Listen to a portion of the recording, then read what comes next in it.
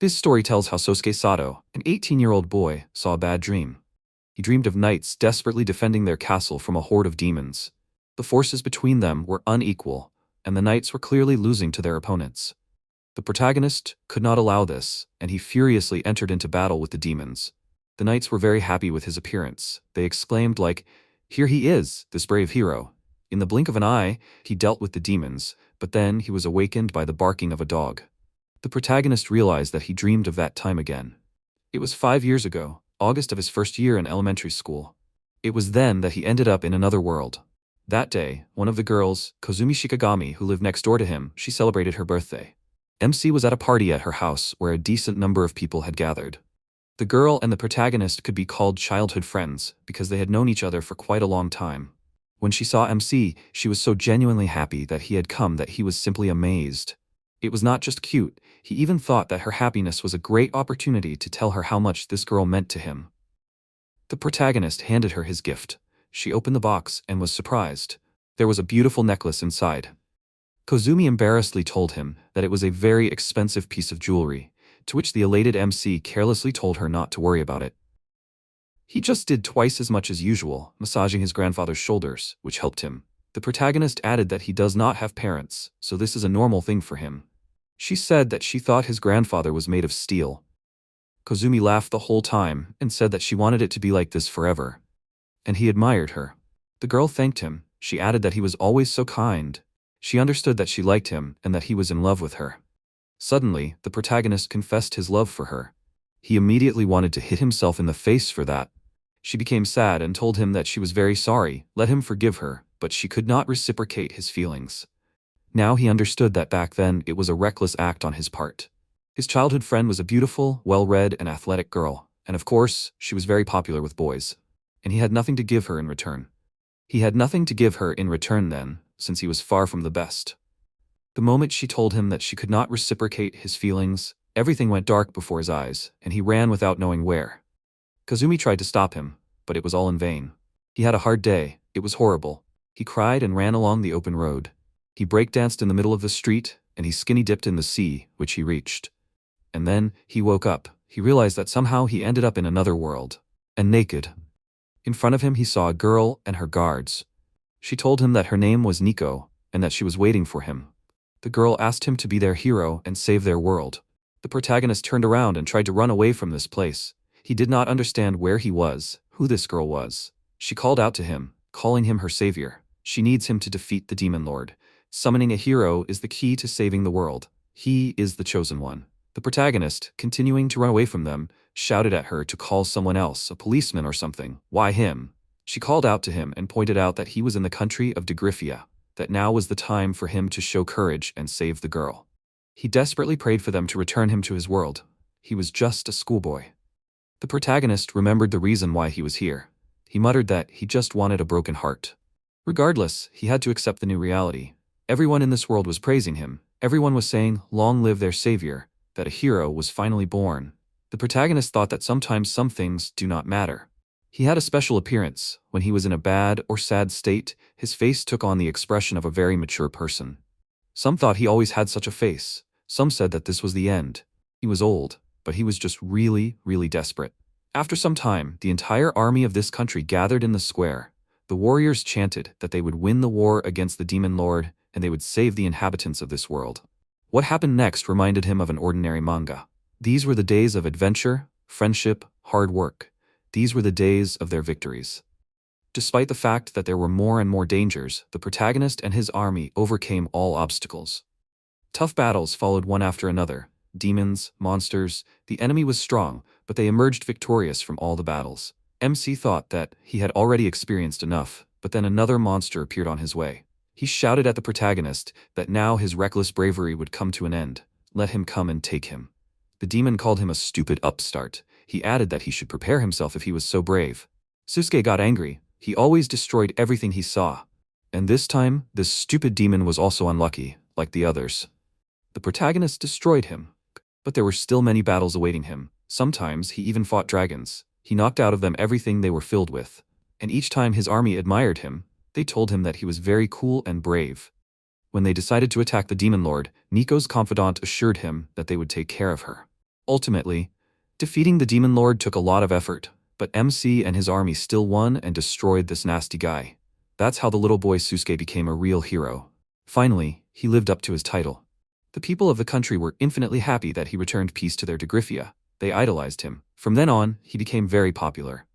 He had fans, they held feasts in his honor, it even entered history books. And the people of the country also published a book that told about him.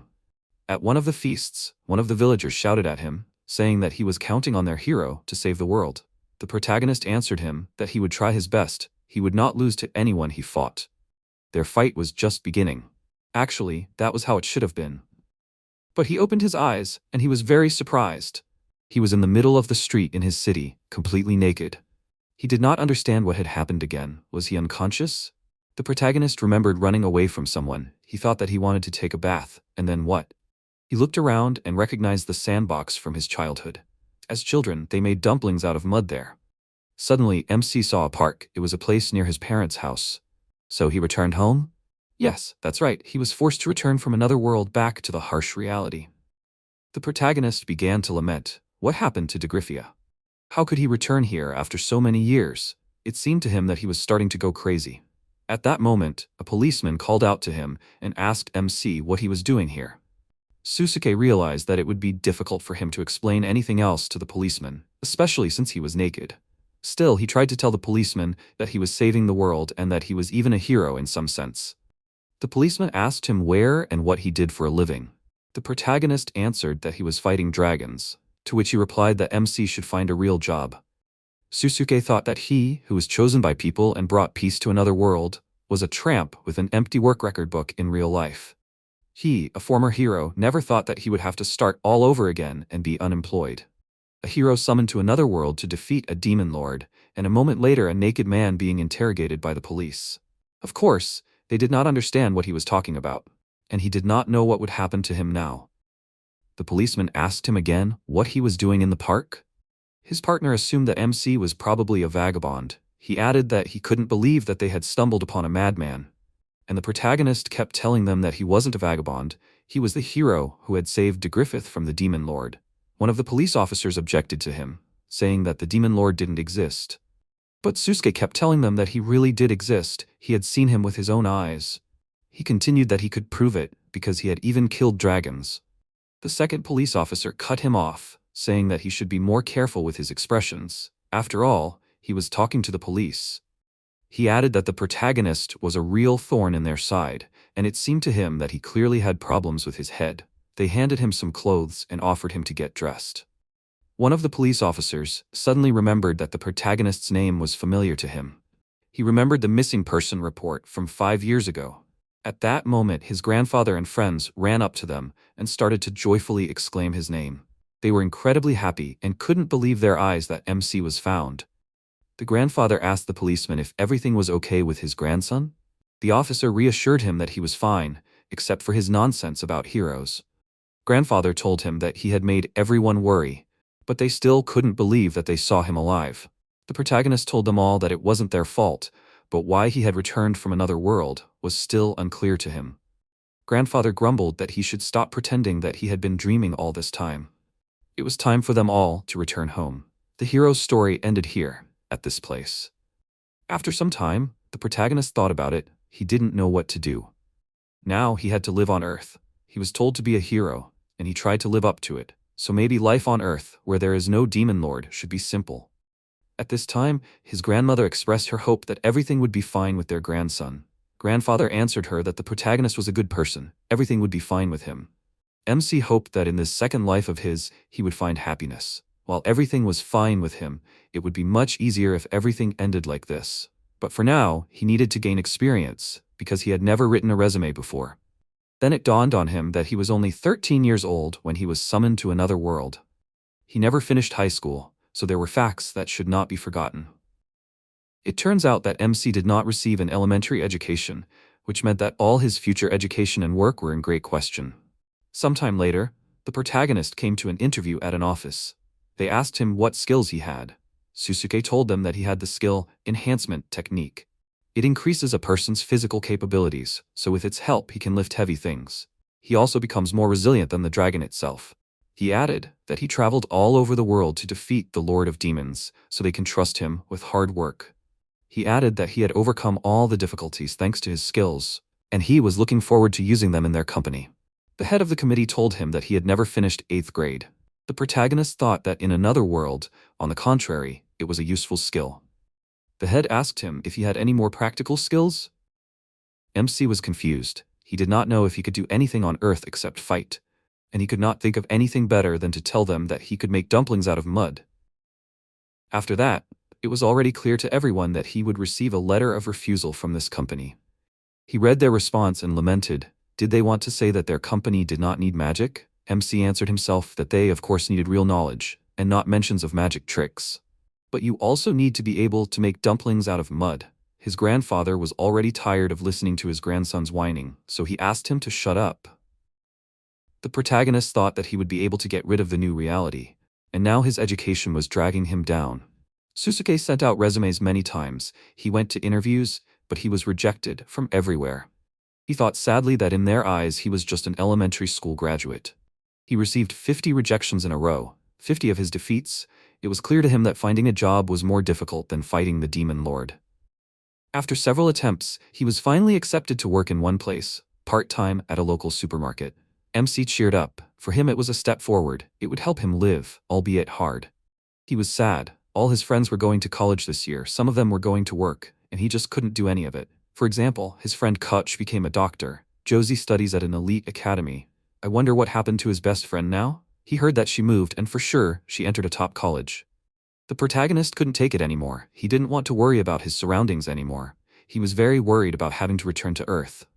MC sighed heavily from his sad thoughts. He was about to go home, continue writing his resumes. Suddenly he heard some kind of squabble.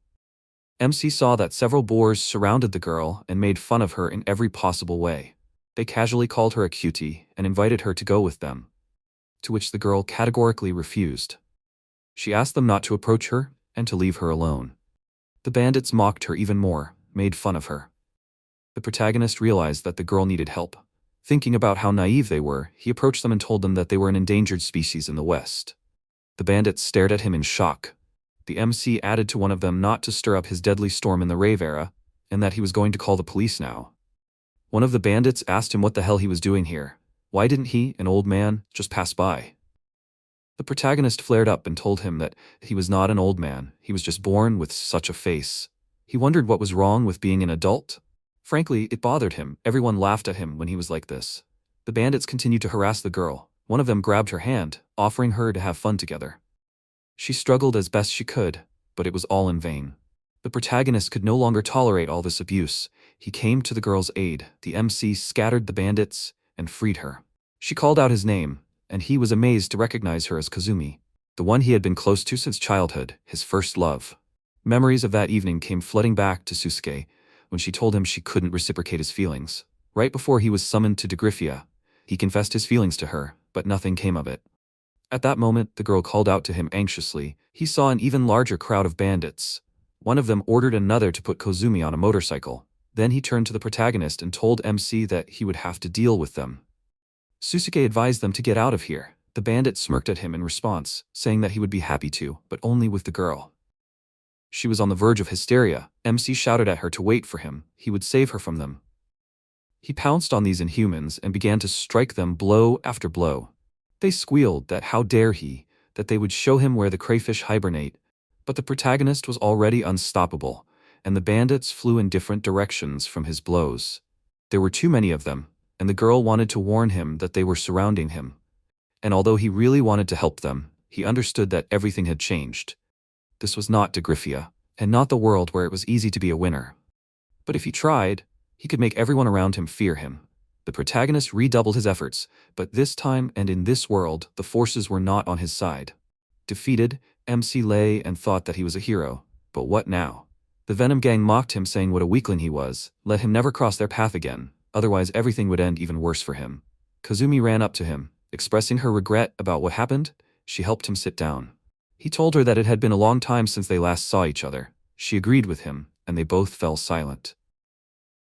MC thought that it had been 4.5 years since he had last seen her. When he returned from the other world, she had not come to visit him. He wondered if it was because of her refusal, or because nothing had changed. The awkward silence between them dragged on, and Kazumi began to talk about how she missed them playing in this park when they were kids. She remembered how he would always take her when he went out to play, and they would have fun until he fell. The girl bitterly added that she had always hurt him, even back then. She apologized to him, she was very sorry. The protagonist saw tears in her eyes. He asked her to calm down, but Kazumi said that if she hadn't pushed him away, then he would never have told her. MC looked at her. He understood the girl. Right after she rejected him, he was summoned to another world. She had thought all this time that his disappearance was her fault. A thought struck him, and he asked the girl, was that why she didn't come to visit him, because she thought she was to blame for his disappearance? Kazumi burst into tears even more. He exclaimed that everything was not as she thought. He asked her to listen to him.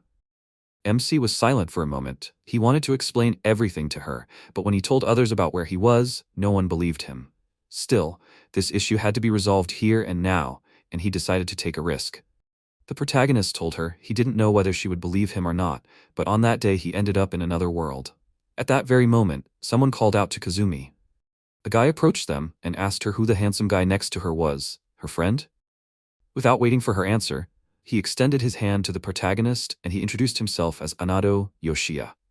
The guy added that he was the girl's classmate. They were in the same club, and he was very pleased to meet her friend. MC wondered what club they were talking about. The girl explained that she was in the school volunteer movement club and that they had a meeting today. Anado asked the protagonist, his name is Susuke, isn't it? MC was surprised, like, how does he know him? The guy answered him that he had heard a lot about him from Kazumi. She said that she had made an old friend. He suddenly grinned and continued that he couldn't believe that he and she were the same age, but his suit suited him. The girl pulled him up. Why was he so rude? Anado immediately apologized to them. He invited her to go with him, otherwise they would be late for the meeting.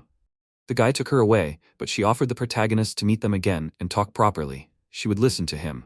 She promised him this. MC nodded in agreement to her, like, yes, next time, and she left. Susuke thought sadly that this girl was still just his friend. He mentally said goodbye to his first love because she had grown up to be such a beauty. Surely, the guys here do not give her a moment's peace. He could not help himself. All this was so depressing to him. He felt bad. He wanted to go home, but work was waiting for him. Today, he had a shift, and no matter how tired he was, if he did not work, he would not be able to survive in this world. Reality was cruel for the protagonist, but he had no choice or way out. After a while, he was already standing at the checkout in the supermarket. He had a fake smile on his face, but he tried his best. The protagonist understood that he simply had to become a part of this world, this society. A plump woman with a child came up to the checkout and asked him where the eggs were in the store. MC promised to look for her where this product was. The son of this customer openly laughed at him, saying that he did not even know where the products were in his store. He was just worthless. His mother picked up her son's laughter. She agreed with him. Maybe this MC had not finished school yet. Susuke wanted to tell them that he was finished, albeit halfway, but he kept silent to avoid misunderstandings. At that moment, the protagonist's assistant, Sasami Miko, approached them. She deftly grabbed the customer by the arm. She invited her to go with her. She would show her where the goods were. Then his boss approached him. He supported the protagonist, saying that he should not worry, he would learn everything with time. Susuke thought with shame that he was wrong to be so negative about this place. All the workers here are so kind, and in fact, he was lucky to work here. At the end of the working day, the protagonist and the girl left the market. They noted with satisfaction that they had worked well today. MC expressed his gratitude to Sasami for her help. He added that someone always helps him. She calmed him down because he also has to help them with a large load. The protagonist glanced at the girl. She was his age, looked stunning, her figure was just fire. Susuke told her that she was very kind to people. The girl was happy with his remark and told him that lately she was often asked at school about the future. She would like to try herself as a nanny. MC assured her that this was definitely an activity for her and she would succeed. She asked him, what would he like to become? The protagonist muttered that he did not know, saying that he had enough to do with his part-time job. And there was nothing in particular that he wanted to do. He remembered all his failures, unsuccessful love the first time, failures and failures at work, looking for a job 50 times, and unsuccessful love the second time. The protagonist said that if you think about it, he has not achieved anything in life. Can he have a calling? The girl began to assure him passionately that, of course, he could. He shouldn't even think about it. She continued that he had an absolutely amazing body, and everything about it was great, both his veins and muscles. MC became embarrassed. He tried to calm her down, but she didn't calm down. Sasamine continued with delight, saying that it was immediately clear at the sight of him that he was a hard worker, which meant that there must definitely be something of his. He thought that she was simply a goddess. Susuke promised her that he would try very hard. They went on. The girl confessed to him that she felt safe when he was near her. She asked him if he knew about the rumors in the city. Someone sometimes appears here. The protagonist asked her if she meant perverts. The girl half whispered that ghosts appear in this city. MC jokingly exclaimed that he was very scared. He went on. She began to catch up with him, saying, "Does he think she's a fool?" But even among her friends, there are those who have seen them. In the dark, right out of the shadows, a creature comes out. He again treated her words ironically, watching her imitate ghosts. The girl was indignant. He does not believe her at all. He answered her soothingly that he believes, and he himself thought that he has seen someone worse than ghosts. They moved on, and something alerted the protagonist. He could not yet understand what exactly excited him. He did not show it to the girl. MC asked her for her phone number, saying that it would be more convenient for both.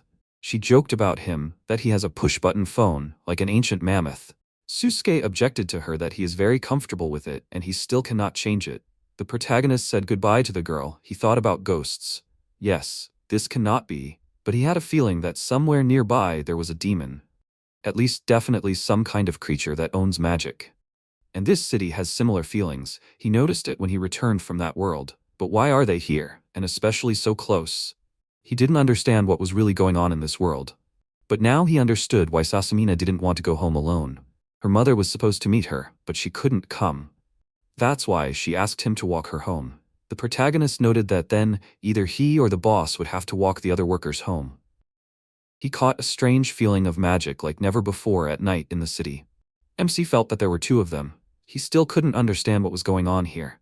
Magic is also a part of this planet. It's just perceived as akin to oxygen, and it's almost impossible to see. But to have two of them, he only felt that there, in Isekai. At that moment, a barrier appeared from somewhere above, which surprised MC a lot. But he was even more surprised when he saw an ordinary person inside the barrier. The protagonist was shocked. He noted that the guy who appeared was wounded. The man from the barrier noticed Susuke. He asked him to leave here before it was too late. The protagonist objected to him. He was wounded and needed help. Takatsuki Koji did not have time to drive away the MC. A huge demon in the form of a tiger appeared next to them. He addressed Takatsuki with his ominous voice, saying, did he think that he could escape from him? The demon noticed that he was not alone. The protagonist was next to him. He told them that he would eat them both. Takatsuki shouted at him that he would not allow him to harm a random witness. He rushed to attack the demon. Susuke realized that this guy used magic, which means he is a magician. The magician fought against the demon. The protagonist saw many of them in that world, but he did not know that they were here too. He noted that the guy was already giving up his positions, and the demon's attack prevailed over him. MC couldn't just stand there and watch their battle any longer, especially since the guy was clearly exhausted and badly injured. He had a lot of questions, but he decided that all the questions could wait. He asked Takatsuki to step aside. He shouted at the demon like, is he really that ghost that everyone in this city is talking about? Tiger answered him that it didn't concern him. MC objected that it did concern him because he was a resident of this city and he wasn't going to leave the wounded, and even more so, he wouldn't let this demon scare his friends. So he decided that the demon should disappear from this world. The tiger burst out laughing and said, as the monkey says, he will be the first to tear him to pieces. What happened next is hard to describe because the protagonist attacked the demon with such force and such speed that Takatsuki couldn't understand anything. He couldn't see anything at all, no matter how hard he tried to look. During the fight, sparks of fire flew. The demon was thrown in different directions, so much so that he could only make inarticulate sounds. Finally, the protagonist's fist flashed, and he delivered a decisive blow with such force that the demon first flew into the air and then fell backwards. Takatsuki was speechless from what he saw, and at that moment the demon asked MC to stop. But this was not in the protagonist's plans, so he threw the demon again, and he finished him off forever. After the fight, he exhaled, wiped the sweat from his forehead. He thought that he had not used enhanced magic for a long time. The guy from the barrier somehow found his voice and tried to ask Susuke what was that, and what power did he use. The protagonist in response asked him how he felt. He offered him to call an ambulance. Takatsuki asked him who he was. MC told him that he was a hero, but now he is not a hero. The guy told him that he is a very brave young man. He began to fall to the ground. Susuke was afraid that he felt bad. He rushed to him. but he bowed before MC and thanked such a brave young protagonist. After that, he asked him to make him his ward. MC thought he had misheard or the guy was delirious. The next morning, when Susuke woke up, his whole body ached, especially his muscles. He understood that he had used too much power for the first time in a relatively long time, but he was still surprised that magic existed here, on this planet. Yesterday, after that event with the demon, he quickly returned, and it all seemed like a dream. At that moment, the protagonist heard someone knocking on his door and that someone apologized for intruding early. MC, grumbling, who could come so early, opened the door to the knocker. It was his acquaintance from yesterday, Takatsuki. He apologized to Susuke again, he introduced himself to him and respectfully bowed his head. The protagonist thought that it was not a dream after all, and told the guy that yesterday was hard for all of them. He already wanted to say goodbye to him, but the magician asked him to open the door for him. He had a very important conversation with the hero. MC was surprised. How did this guy know his address? At that moment, Takatsuki asked him for help in one task. He needed his help as an experienced magician. He continued that until support from Artery arrives. They can't think of anything other than asking him for help. The protagonist did not understand anything from what the guy said. What kind of artery is this? A female voice answered him, saying that if he doesn't even know this, it means he is not their man. Takatsuki greeted the girl who approached them as Tsuchimura Kane, Tsuchimura's teacher. She continued that she had a secret conversation with him. She suggested that they go into the house. The protagonist thought, well, it's good that no one is home at that moment. He invited the guests to go into the house. Sensei began to explain to MC that Artery is the strongest organization of magicians that exists on the planet. And she and Takatsuki are from the academy that Artery owns. She's a teacher at this academy, and the guy is a third grader from high school. MC now understood what level of magic development is on this planet. The girl continued that besides Takatsuki, there are 4 more people who came to this city for practice. She saw the surprised face of the protagonist and she asked him, has he not heard of such a thing? The Kensei from Kanto High School, the 5 leading students. MC muttered to her that it seems like he has not heard. Tsuchimura continued that this time, the practice also consists of completing a task, or to be more precise, destroying the Yuma. Their goal was to destroy all the Yuma and completely stop their spread. Takatsuki said that the Yuma from yesterday was very strong, it was his mistake, and he failed. In that case, not only they, but also civilians can suffer from this. The guy continued that now is not the best time, and they will have to wait a long time for help from the Artery. They want the protagonist to help them. He expressed hope that MC will not refuse them. Susuke thought for a while. He clarified with them, are Yuma creatures that look like yesterday's? And how many of them are left in general? Sensei answered him that at the moment they counted 14 individuals. One of them is also extremely strong. MC did not think for long. He agreed to help them, which caused delight in the guy. The girl seriously asked him, is he sure in his decision? In fact, she herself is against this idea. Her student tried to object to her, but she interrupted him because he himself heard perfectly well that MC does not know anything about magicians. Most likely, he did not study magic at school, but rather he studied somewhere himself. Takatsuki had to agree with her. Maybe she was right. Sensei continued that the Artery does not reward those who are not officially mages, so it turns out that they are forcing the protagonist to agree to this. Only fools put their lives in danger, and even more so, MC will not get anything for it.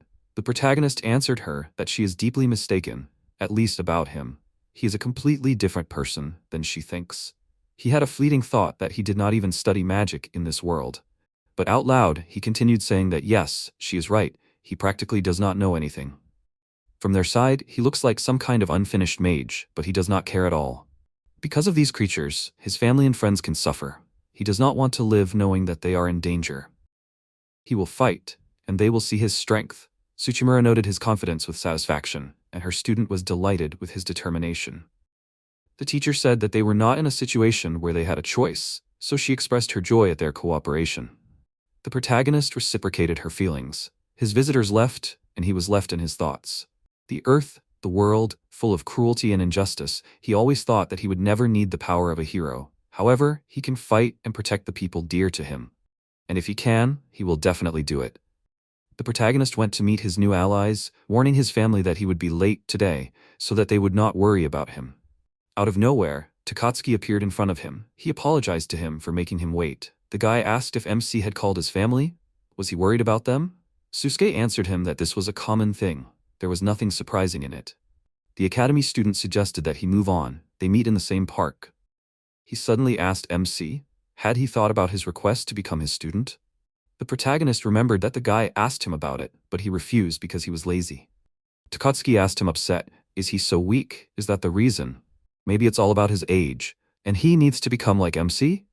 Susuke objected to him that he is actually 18 years old and they are the same age. The guy felt extremely awkward for his tactlessness. He apologized to him. He thought that he was about 25. MC asked him, does he really look 7 years older? But he did not receive an answer, because they had already arrived at the place, and Sensei made a remark to them that they were late. At that moment, several people approached them, and one of them pulled the girl up saying, why is she yelling, disturbing all the neighbors? Tsuchimura said, looking at the man who approached them, that he still came. A girl from this group of people asked her, she heard that Sensei brought a man. Is it true that he owns magic? She asked her to introduce them quickly. After all, they did not lie about his strength. The protagonist realized that these were the students the girl was talking about, the students of the academy who took this task. Kensei from the Kanto school, and the title of Kensei is an honorary title in ancient Japan, given to a warrior for skillful possession of a sword. A group of people took off their hoods, 5 heads of the academy, they proudly stood next to their teacher. MC involuntarily admired them, only handsome men gathered. It seems that the road to the world of idols is open to them. He noted that the girl who stood next to Sensei was especially good-looking. When this cute girl turned to face him, he recognized Kozumi in her with great surprise. The protagonist abruptly turned away from everyone and stepped aside. A group of people were confused about what happened to him. Why did he leave? They asked Takatsuki what was going on. The guy was confused himself. He went up to the MC and asked him, did something happen? Susuke asked him about the girl. He wasn't hallucinating. Was she Kozumi? And that shining prince, Anado, was also here. Didn't they tell him that they were members of the same club? What are they doing here? The guy told him that when they are on a mission outside of school, they say that they are busy with club activities. The existence of magic should be hidden from ordinary people. The protagonist was surprised. Did the girl also go to a magic school? Takatsuki confirmed his words. He added that she is a talented person who specializes in medical magic. Because of her power, she is called the Healing Priestess, and she is also a summoner, and has already made a contract with some gods. He muttered that she was the one who healed his wounds that he got from the tiger Yuma. Anado is a mage with the special attribute Thunder, that is not earth, water, fire, or wind. For the first time in hundreds of years, he was chosen as a sacred sword. MC was amazed. Kozumi is a healing priestess. Her companion is the sacred sword of the Kanto school. What is this all about? The guy guessed what the protagonist was confused about and asked him if he knew them. Susuke honestly told him that the girl is his childhood friend, but she does not know that he is a mage. And he also did not think that, in turn, she is a mage too. He remembered that the existence of magic is hidden from ordinary people, so that's why she hid it from him. Well, or maybe she did not want him to know. The protagonist knew that her house was really cool. Maybe her whole family was like that. Takatsuki asked him what they should do then. MC didn't know the answer to his question. He didn't know what circumstances Kozumi was in, but he was sure that it was better for her not to know. He voiced his thought to the guy that he wanted to hide his identity from the girl. His interlocutor had already realized this, so they needed to come up with something to hide MC's face. An idea struck him. He asked Susuke if he had heard anything about shape-shifting magic. He immediately created a mask on his face to disguise himself. The guy told him that until he took off this mask, no one would recognize him. He was not allowed to say his name. Takatsuki added that he would call him Sensei. The protagonist did not like the gleam in the interlocutor's eyes, but he had no choice but to agree. Sure, the mask looked terrible, but if they could keep the city safe, it could be tolerated. He would destroy the Yumu. He would make sure that Kozumi did not recognize him, and he would also need to change his voice. At that moment, the Kensei called them. When they approached the group, everyone fell silent. Mizuki Udo was the first to be indignant, saying, "What is that on him? What kind of mask? Did he come here to tease them?" Takatsuki tried to calm her down, saying, "This man has many circumstances to hide his face." She did not calm down. What kind of circumstances are these that force him to disguise himself? Then Anado spoke up. He asked her to calm down, because it was not good to judge people by their appearance. The girl fell silent, saying that if he said that, then she would remain silent. He asked Takatsuki, "Is this person who helped him a great magician?" The guy answered him in the affirmative. Mizuki was suspicious of the protagonist. She had never heard of this person. She asked MC what his name was. He introduced himself to her as Kyabetsu Taro, and added that he was very pleased to meet them.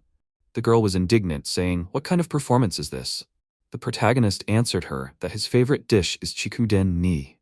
He confused Mizuki. She did not mean this. He completely confused her. At this time, Tsuchimura approached them. She asked the girl to stop this squabble. The teacher approached MC and asked him why he was wearing this mask, as if he was going to a summer festival. He told her that he did not want to reveal his identity due to various circumstances. She thought for a moment. She thought she understood Susuke's motives for hiding his face, but she could be wrong. The protagonist felt as if someone was boring into him with their eyes. Mizuki told the teacher that she could not cooperate with this masked man. Sensei answered her that she understood her feelings, but this man defeated the Yuma single-handedly, and they would cooperate with him anyway. She suggested that they all introduce themselves. First, Mizuki introduced herself, then Anado, then one of the girls introduced herself as Tia Bamilion. And finally, Kozumi approached him. She introduced herself to him and thanked him. The girl asked him if they had met anywhere before. He told her that she was wrong. They definitely had not met anywhere. She asked him again, is it true that he is a great magician? She would like to know more about him. Takatsuki came to his comrade's aid. He asked the teacher to explain the mission to them. Tsuchimura agreed with him that it was really enough to waste time. It was time for her to briefly explain to them what was going on.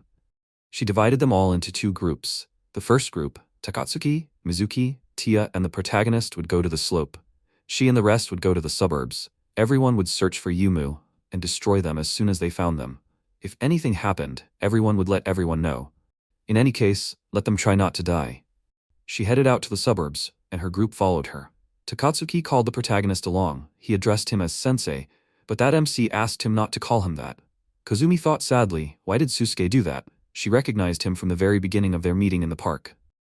Mizuki grumbled that she didn't like this situation. It was making her depressed. Kozumi urged her to remember that they were on duty and she needed to calm down. The protagonist's group was moving towards their goal. Takatsuki asked them to move faster, to which MC replied that he was just warming up and that they should not overdo it in their efforts. Mizuki called him Mickey. She asked him not to be so angry. Tia interrupted their squabble, advising them to repeat themselves. On their way, they met the first demon. Everyone took a fighting stance. The mission began. At this time, Kozumi remembered her first meeting with MC in her childhood. She, still little, always wondered why she could not live like a normal child. At home, everyone always told her that her family was a family of excellent magicians. She was the eldest daughter, so she was responsible. She spent her entire life in her house, learning magic. At this rate, she felt like she was suffocating. She couldn't accept invitations from her friends, ordinary children, because she was told at every step not to get too carried away with such acquaintances.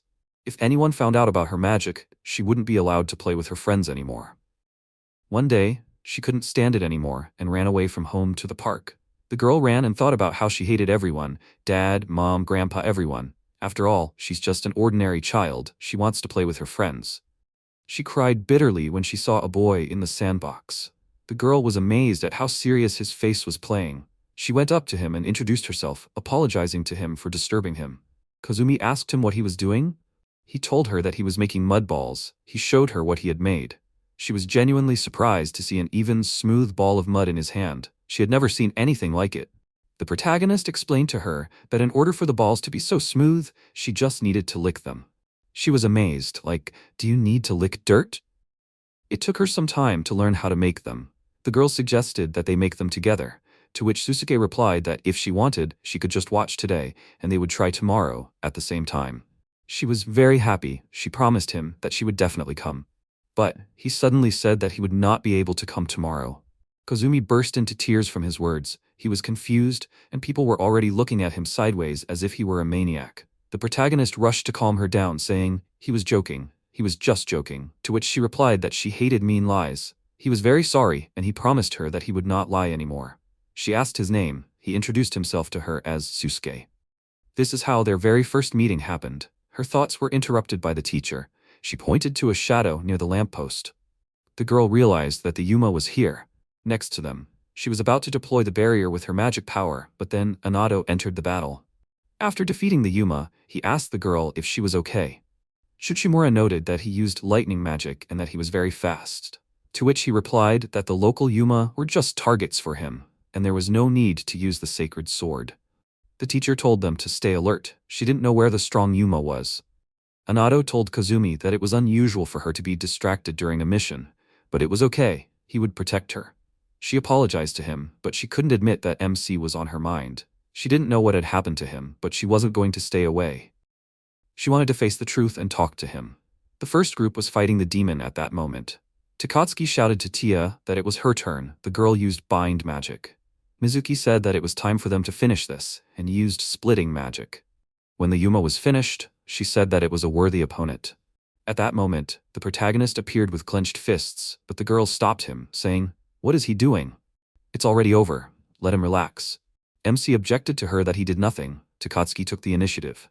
He asked her why she didn't let Sensei participate in the fight. Mizuki said her refusal of this idea 4 times. The guy retorted to her that MC volunteered to participate in the Yuma hunt. She told him that this was already suspicious, no matter what. The time was too good. The girl turned to Tia. She expressed her desire for the protagonist to leave. She asked her, "Do they even need him?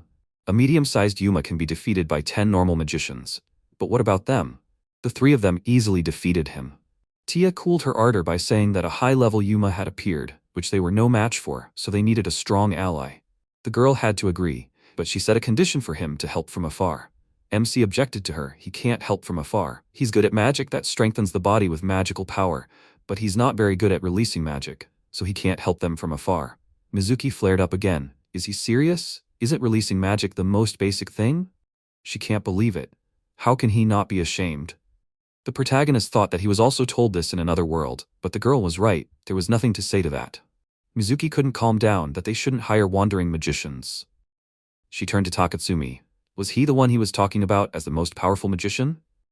The guy got mad at her and told her not to insult his sensei. If she wanted to clarify everything right here, they could compete with her, his fire or her wind. The girl wanted to accept his challenge, but the protagonist stopped them. Tia placed her in a barrier and told her that now was not the time to fight, especially since she was injured. Suddenly, she left Mizuki, tensed up, and said that she sensed the presence of a Yoma again, about 200 meters northwest of here. The group gathered to go to that place, and the protagonist thought that everything was fine now. His allies were talented, but they were still students. They were as disorganized as elementary school students during lunch. He asked them what he should do anyway. Mizuki quipped that he could throw rocks from afar. MC decided not to anger her yet, and he remained silent in response. But she added that if he got in her way, he would die. After a while, the allies from the magic school fought to destroy the Yuma. Takatsuki asked Tia if there were demons ahead. She answered yes without a doubt. The girl moved forward. Mizuki caught up with her and told her that it was dangerous to act alone. The protagonist thought that if he didn't hurry, he would fall behind them. At that moment, Tia called out to him. She apologized to him for Mizuki's rudeness. He asked her why she was apologizing. The girl explained that this mission was not something that students were usually asked to do. The target Yuma was too strong, which was why Tsuchimura had contacted the Kanto branch of Artery for support. But they told them that they could continue even with their powers, so they would not receive any reinforcements. Susuke was surprised. They were just told to go and do it? Tia answered in the affirmative, and added that due to the lack of power, the residents and they were in a dangerous situation. In addition, the manager who guarded this land was also missing right now. The protagonist was the one who suddenly appeared as a helper in such a worst-case situation. The allies heard Mizuki nagging Takatsumi that the protagonist was very suspicious, and she even thought that he might be a spy from Artery. No matter how strong he was, the timing was too good. Tia continued that in the world of magic, some people wanted them to fail this mission and lose their trust. There were many magicians who were trying to raise their reputation in this way. MC realized that he was indeed suspicious to them, since he appeared when these people were being targeted. The reason why Mizuki was like this was because she wanted to protect her friends. If he were in her place, he would have done the same. Tia noted that she was certainly acting very brazenly, but right now, this girl was very scared. That's why it was all suspicious. It was natural for her words and actions to become harsher. But in reality, she had no intention of saying bad things to him, so he should be more lenient with her. She was a good person. The protagonist assured her that everything was fine and he would do as she said. He added that he had not been angry with Mizuki from the beginning. But what about her, Tia? If she doubted him, he could talk to her about it. The girl said that she did not doubt him, but she had never seen Takatsuki admire someone so much. She could not say that it was good, but she thought that MC was not a bad person. She only kept silent about the fact that she liked him. At that moment, they saw Takatsumi. He hit a tree and fell. The allies ran to him. They wanted to know why he came back. But when they lifted him up, they saw that he was badly injured. The guy was able to explain to them that in an instant, a large Yuma reached them, it attacked them and kidnapped Mizuki. He apologized to Tia for being worthless. The girl asked the protagonist to take care of Mizuki, and she would look after the guy. MC wanted to look at the guy's wound. Maybe he could help him. After examining his wound, Sosuke told him that he was hit hard again. The guy apologized again. The protagonist answered him that he could not apologize, but just die. With these words, MC grabbed him, threw him up and dealt him a crushing blow. He fell to the ground with all his might, but remained alive, to the great regret of the protagonist, because he was going to kill him with one blow. Tia stood like a stone. She did not understand what was happening. She dumbfoundedly asked MC what he was doing and why he was talking like that. The girl wanted to go to the fallen man, but Susuke stopped her, saying that this guy was still alive. He grabbed him again, and the girl saw how this thing turns from Takatsumi into a Yuma. When the protagonist finally immobilized it, he explained to her that it was a fake. Besides, it was quite intricate, and he had to take a closer look at it. MC asked the creature what happened to their friends. Did it happen when Mizuki ran ahead? Tia thought that it wasn't something that could be planned so easily, since it was impossible to imitate its appearance enough to fool your friends. At this point, the protagonist ordered the creature to say something, since he could do it. Suddenly, the creature spoke up, saying that it was talking a lot. Was he happy that he saw through its disguise? MC realized that the creature's voice sounded like a woman's. At this point, the creature transformed into a Yuma, suggesting that the allies die peacefully so that they wouldn't have to suffer. Tia was very surprised that the Yuma used magic, since Sensei told them that Yuma rarely used magic. The protagonist thought, just like in the other world, and prepared to attack. He approached the demon, but immediately realized that the Yuma had set a trap before attacking them. He tried to lift his feet off the ground, but it was very difficult for him. When the protagonist finally managed to do this, the Yuma attacked him. Tia thought that MC died like an ordinary person. But what happened? A stone bullet or earth magic? It all happened in an instant. The only thing that was clear to her was that she was the only one who could stop this Yuma now. He turned his attention to her, like, does she also want to follow that person? The girl wanted to attack him, but she realized that he was very strong. He had set up a very powerful barrier. She used the magic bind heavenly wheel and chained him in a shrinking hoop. The Yuma tried to get rid of him, and the girl turned to the strongest sealing technique created by the heavenly magical impulse with a request to work. The hoop tightened but not completely. The Yuma croaked that with her strength she easily catches prey and easily strangles them, but it doesn't always work for her, does it? He broke the hoop, deprived her of magic, and told her that for a student it's not bad at all, but it's not enough to catch him. But she is not what he needs. She is strong, but it seems she is a little inferior to the others. The girl knew this. Her peers had a sacred sword, a divine beast, misty flame, and a wind sword. Compared to them, she did not have any special skills. Only her binding magic allowed her to stand next to them, but now it is gone too. But she can still fight and must help her friends. Tia asked the Yuma what he did to Takatsumi and Mizuki.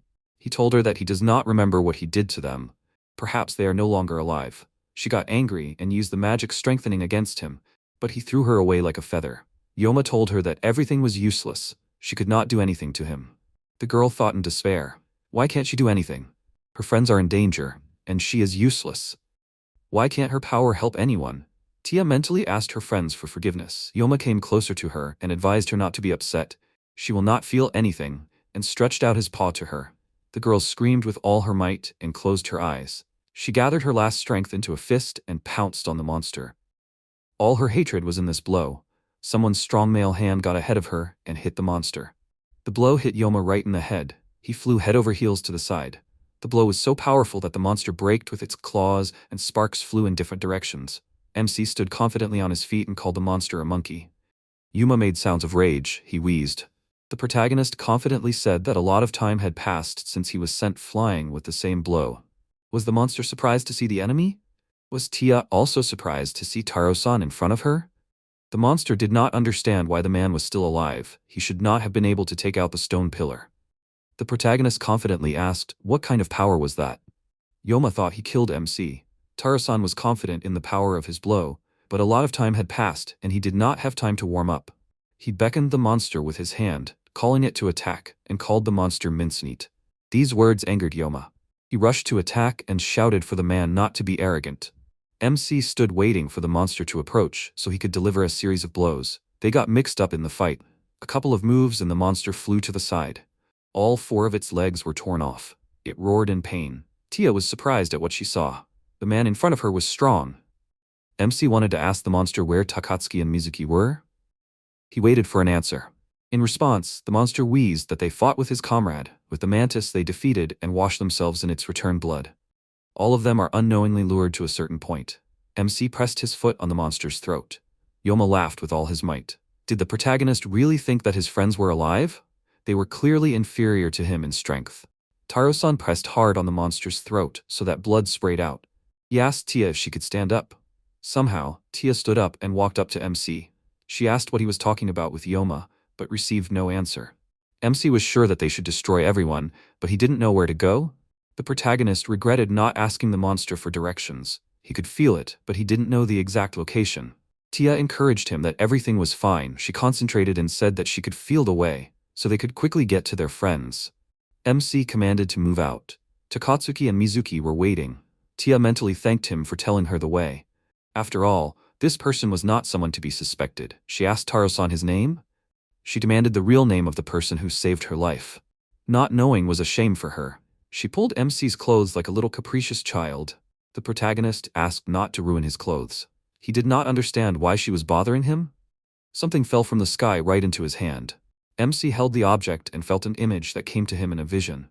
Simply put, it was a magical tool that could be attached to the target you wanted to use and controlled remotely. MC asked what she meant. Tia explained that someone was manipulating this Yoma. Somewhere at the edge of the forest, Takatsuki and Mizuki were fighting another Yoma. The monster prepared to attack. Mizuki had her saber ready. They ran towards each other. Mizuki jumped over the monster. At that moment, Takatsuki added an attack. They struck from different sides. Takatsuki kicked the monster in the face, but then both flew off to the side. Mizuki called out Takatsuki's name, to which she received the answer that everything was fine.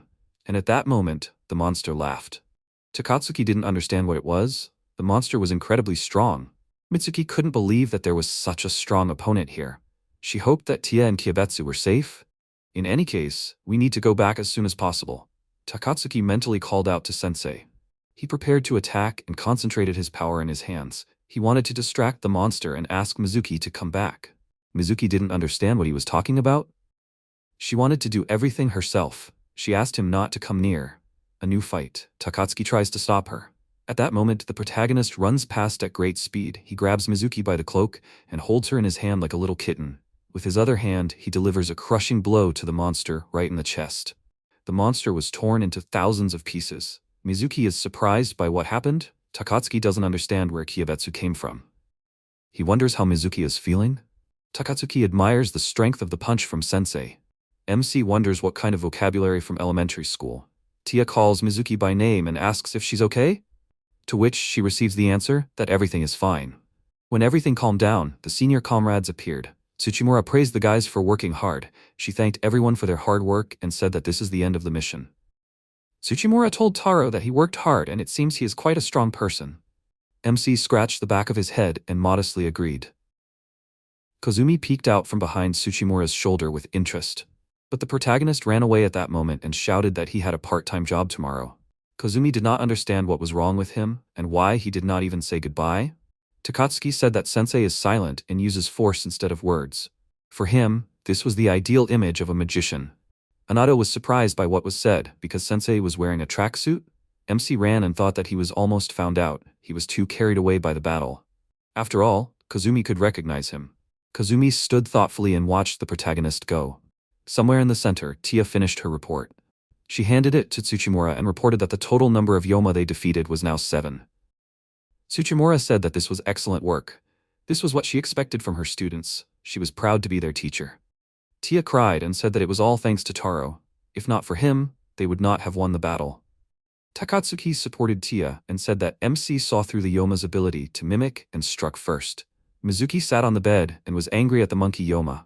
She was angry again as the Yoma appeared before Takatsuki in the form of Tia.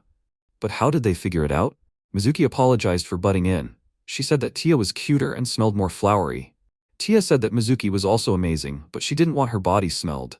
Anato pointed out that Taro didn't seem to have any magic other than strengthening. What an unusual person. Mura agreed and said that she would thank him later. She suggested talking about the next hunt. They had destroyed most of the Yoma in this town, but there was one last nest left on the top of the mountain.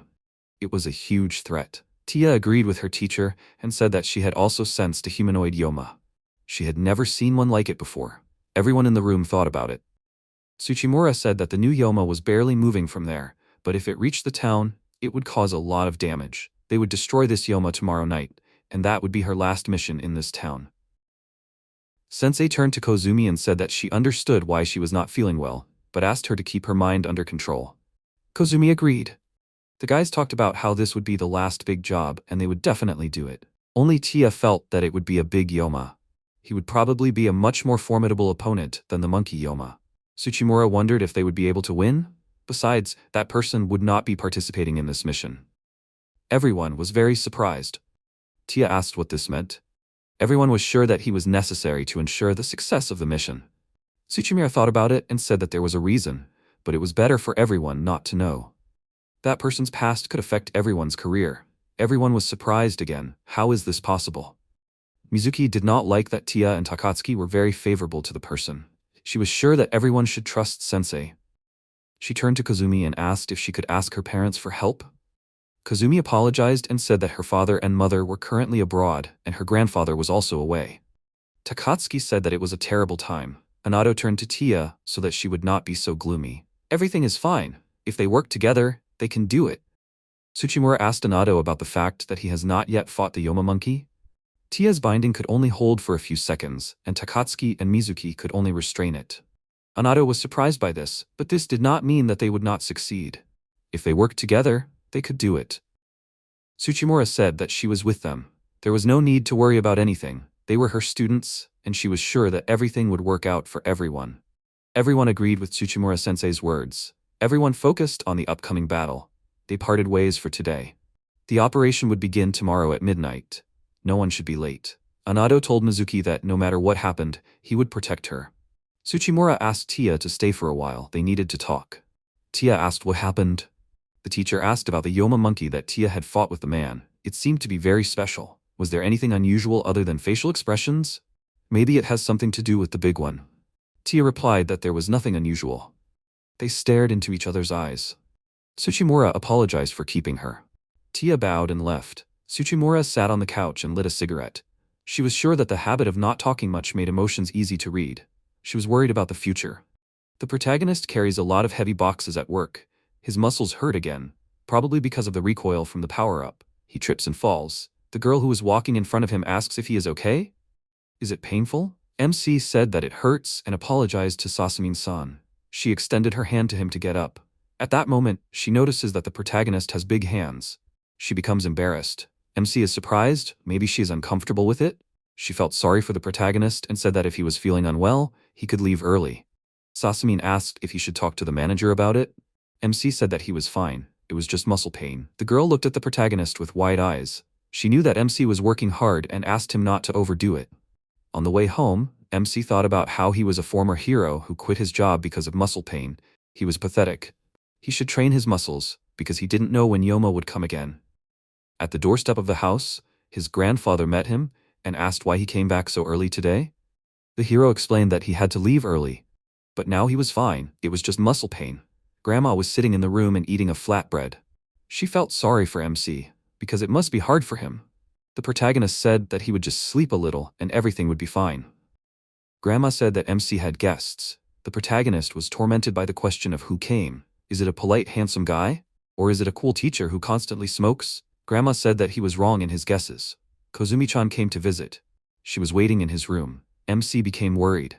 Kozumi apologized for her sudden visit. She wanted to ask him about something. MC thought about the fact that she came to his room for the first time since he was a child. Kozumi asked why MC walked a little unnaturally. Is everything okay with him? The protagonist answered that everything is fine, just some muscle pain. Kozumi asked, is it because of yesterday's battle with Yoma? The protagonist was surprised that she recognized him. Kozumi said that she recognized him from the very beginning. The protagonist did not understand how he was able to reveal himself. Kozumi was surprised that MC went missing 4.5 years ago. And when he returns, he became a magician. Why did he keep it a secret? She is a member of the Shikishin family, which is in charge of managing the spiritual veins of this earth. She was sure that she could help MC. The protagonist did not know that there was magic on Earth until recently. He was sure that magic was a secret.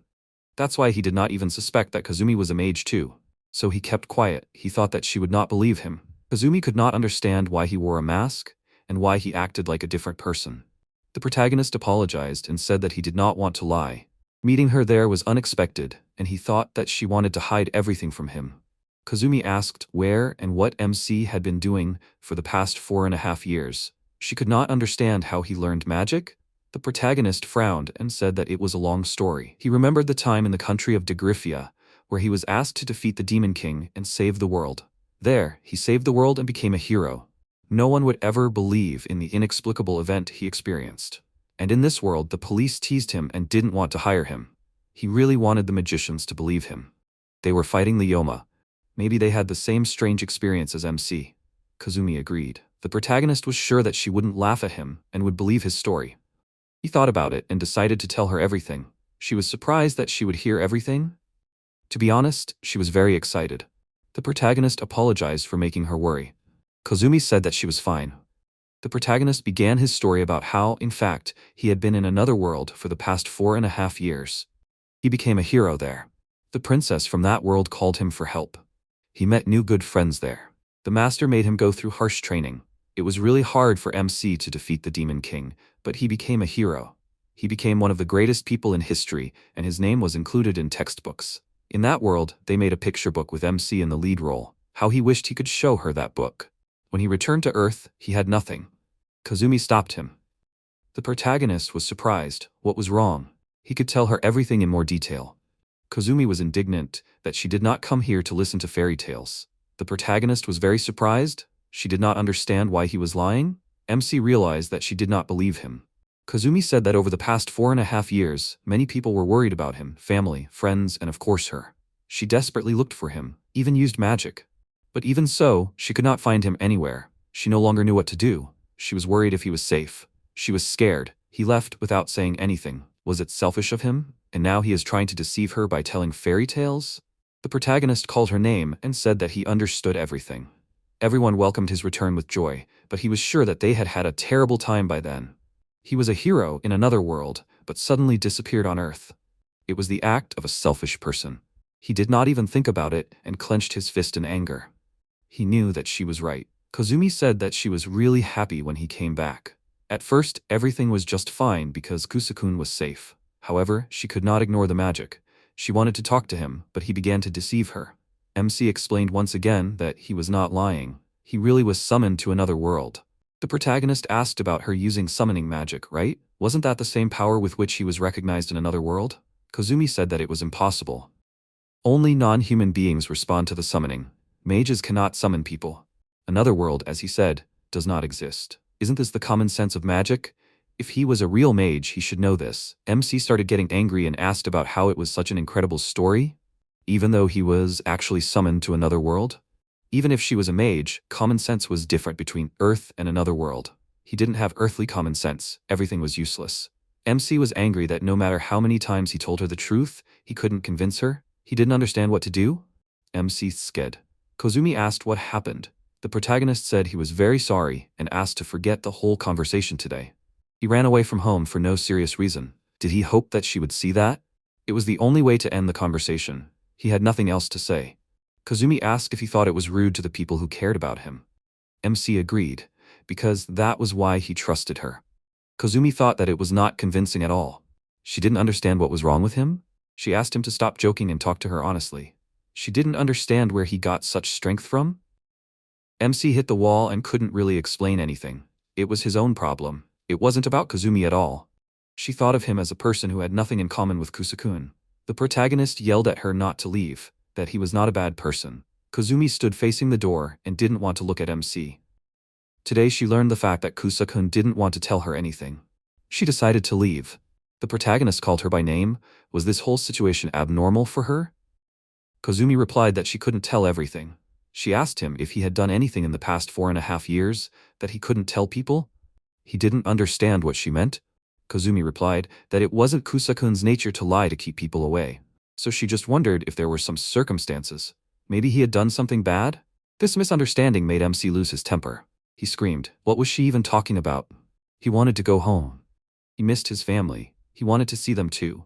Kazumi looked down and whispered, if that was true. He grabbed her shoulder and begged her not to lie and to tell him the truth. He told her over and over again that he was in another world. It was useless. His truth was a lie to Kazumi. She begged him to let her go. It hurt her. To her, he wasn't a hero. To her, he was a liar. He removed his hand from her shoulder, but she was in no hurry to leave. Kazumi said quietly, it seemed like he couldn't tell her anything. They shouldn't see each other anymore. She opened the door and said that tonight everyone was leaving for the final extermination. Their target was the big Yoma that nested on the top of the mountain, but MC couldn't participate in the mission. They could do everything without him. That's what Tsuchimura-sensei decided. Their story was over. Goodbye. Kazumi walked sadly down the street in the pouring rain, tears streaming from her eyes. How stupid she was. The protagonist stood by the window and looked at the rain. He thought that he was wrong. Who would believe a person who started lying from the very beginning? He lay down on the bed and kept thinking about Kazumi. He just wanted her to believe him. The phone rang. MC wondered who it could be. It was already midnight. The phone kept ringing. He looked at the screen and was surprised. It was Sasamin-san calling. But why at this time? The protagonist picked up the phone and asked, is that Yusato?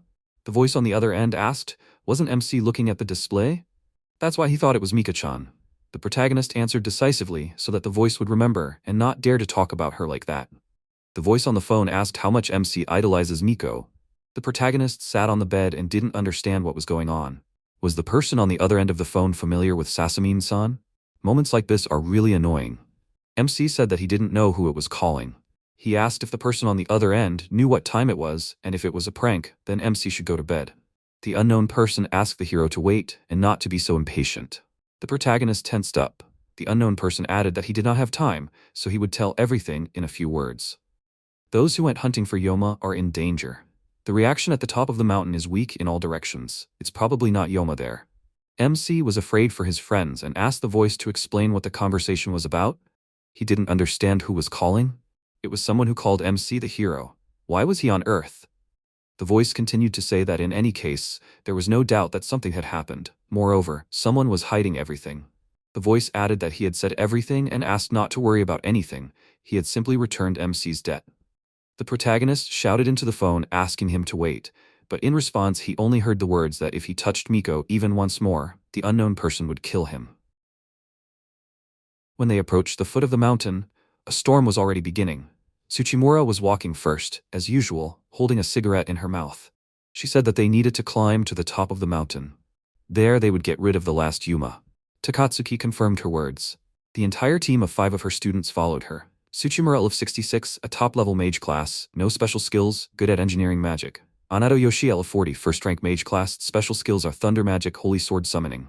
Takatsuki level 32, second-rank mage class, special skill is misty flame. Mizuki Udo level 32, second-rank mage class, special skill is wind sword. Tia Bamillion level 29, second-rank mage class, special skill is binding magic. Kozumi Shikishin level 37, second-rank mage class, special skill is animal summoning. Mizuki asked Kozumi what was wrong. She noticed that Kozumi was pale since she came back from Kyabetsu. Kozumi apologized and said that it was nothing. Mizuki told her that it was good if that was the case, but she thought that it was not convincing at all. Takatsuki put a talisman on the tree and asked Tsuchimura if this position was suitable. She confirmed and said that everything was fine. Tia asked Takatsuki if this was the talisman that would keep other people from entering the mountain. He confirmed it. Mizuki asked if they were okay. Takatsuki and Tia were expressionless. Is it because Kyabetsu isn't participating with them? Tsuchimura called out to her and put her in her place. Anado asked if he said he would protect everyone. He said that they all had nothing to worry about. Mizuki said okay. Then, she addressed everyone and said that they had to finish setting up the talismans, and finally, defeat that Yoma. Everyone agreed with her. Tsuchimura said that they were almost at the top. She asked Tia if she could sense the Yoma. Tia replied that it was funny that she couldn't pinpoint the exact location. Maybe it had an ability that interfered with perception. She stopped and thought, something was wrong. And she shouted that the Yoma was here. Something black and huge with large clawed paws crawled out from under the stone. Stones flew in all directions. Takatsuki said it was a lizard. Anado pulled out his shining sword. Kazumi ordered everyone to step back. Glowing circles appeared around her. She said that for a large enemy, something suitable was needed. She summoned a divine beast. Veneer appeared. It was a huge white wolf with long claws and sharp fangs. Kazumi asked him to attack the lizard. He understood and, addressing her as a mistress, asked him to stay away. Fenrir headed towards the lizard and jumped on it, opening his mouth wide. They were almost the same size and collided in a fight. They hit head to head. Anato said that the wolf could handle it. Tia replied that this was Kozumi's strongest summoned beast. The lizard fought the wolf. Takatsuki asked if he killed him. There was nothing clear in this fight. Mizuki jumped towards the lizard and said that if you immobilize it, it won't be able to do anything. She summoned a wind sword and tried to attack the lizard, but she couldn't do anything. Tia realized that she needed to summon binding magic. She tried to do it and attack the lizard, but she couldn't keep up with it. She cursed and said that Yoma was too fast. Anato summoned his sword and made a cut towards Yoma. He summoned thunder magic and attacked the lizard. The attack was so strong that he was thrown aside. At this time, Takatsuki ran up and summoned misty flames. He attacked the lizard together with Anato, but Yoma remained standing in place, as if nothing had happened. Mizuki couldn't believe her eyes. Did they just scratch the outer shell? Tia said that the magic didn't get through to him. Takatsuki stated the fact that the beast had a strong defense and fast mobility. Yoma was different from the previous opponents. Anato understood everything and said, so the usual methods will not work. He decided that it was time for the holy sword. Kozumi was upset. She did not know what to do. Even with the attacks of the divine beast and powerful magic, they could not cope. Was her magic useless here? She thought that her strength was not enough to win. She decided that they would lose. Tsuchimura said that the lizard's skin was unusually hard, and she was still going to destroy it. She ordered everyone to retreat back or they would die too. Tsuchimura realized with magic that the lizard could not move in the air and said that now Yoma would die. With a magic spell, she turned the stones into sharp stakes and sent them at the lizard. A hail of these stones fell from above with great force. Kozumi looked at this in admiration. When the dust settled, they saw that Yoma was lying motionless with a damaged shell. But to their amazement, the hole began to heal very quickly, and the lizard came back to life. Mizuki asked in surprise, how should they kill him? Tia was stunned by his ability to regenerate. Tsuchimura told the boys not to rush. She would rip off that armor again. Then they would all be able to use their powers. This is what will help. They realized that it was not that the attack did not work. Sensei would destroy the Yoma scales again. And after that, they would all attack together. Tsuchimura touched the ground again and ordered everyone to step back. She began to prepare a spell. At this time, the lizard stuck out its tongue and pulled it towards Tsuchimura. Having tied her arms and legs with its tongue, the lizard pulled her into its mouth. All the guys rushed to help her. Tsuchimura shouted at them to step back. The tongue pulled her into the mouth, and it slammed shut. The guys were dumbfounded. Before their eyes, the lizard had just devoured Sensei. A bloody tongue was hanging out of the Yoma's mouth. They were dumbfounded. They were overcome with anger. They directed their attacks at the lizard, but it was useless. The wolf attacked Yoma again, and they attacked at the same time. Kozumi asked everyone to hold on. She was afraid that if she lost them too, they would all die. After another attack, Mizuki realized that her skill was weakening. She thought that she was pathetic and demanded that she focus on her enemy. She concentrated and rushed to attack the lizard. She was very close to Yoma and shouted to everyone that she had gotten close to him. Yoma stretched out his huge and clawed paw to press Mizuki. She fought back and jumped to the side. Mizuki used her magic skill. A large shockwave was formed. Mizuki could not hold on and was thrown far to the side. Takatsuki saw that she was flying and managed to catch her in his arms. She was almost exhausted and said that it was impossible. She can't fight anymore. Takatsuki asked her to hold on and said that if Yoma came down from the mountain, many would die. Kozumi understood that Yoma had high defense and mobility. She could not find a weak spot, and they had to fight him themselves. She stood in front of this huge monster and thought that they could not win. The monster growled, showing its open and toothy mouth. The summoned wolf asked Kozumi to move away and not to come out from behind him. Tia went in front of the wolf. Kozumi told her that it was dangerous. Tia told her that even people fall when they trip over pebbles. She came closer and called out binding magic. This froze the lizard's movement. Tia shouted to the wolf that they should attack now. The wolf rushed to attack and dug its claws into the lizard's throat. Yoma tried to dodge, but the wolf tore his entire back with its claws. The lizard froze and its wounds quickly healed again. The wolf could not believe that this was happening again. Tia called out to Kozumi, but she replied that she was fine. She and the wolf were standing very close to the lizard. She saw the cuts healing and shouted that he was recovering in an instant. What was going on? Takatsuki replied that the regenerative ability itself was not uncommon. Even among people there is magic, who are called immortal. The only way to win is to strike faster than he can recover. This is what Sensei was trying to do.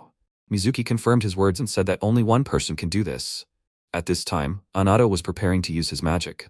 He touched the ground, a glow formed in this place and was gaining magical energy. Tia asked Anato if he was ready. He replied that he needed a little more time. She understood him. The holy sword grants its owner enormous power for a short time. It takes a few minutes and 80% of the magic power. And during this time, Anato is completely defenseless. But with the summoned genie, they have a chance to protect Anato. They surrounded the lizard and distracted him as best they could. Suddenly, the lizard's eyes lit up. Tia ordered everyone to get back.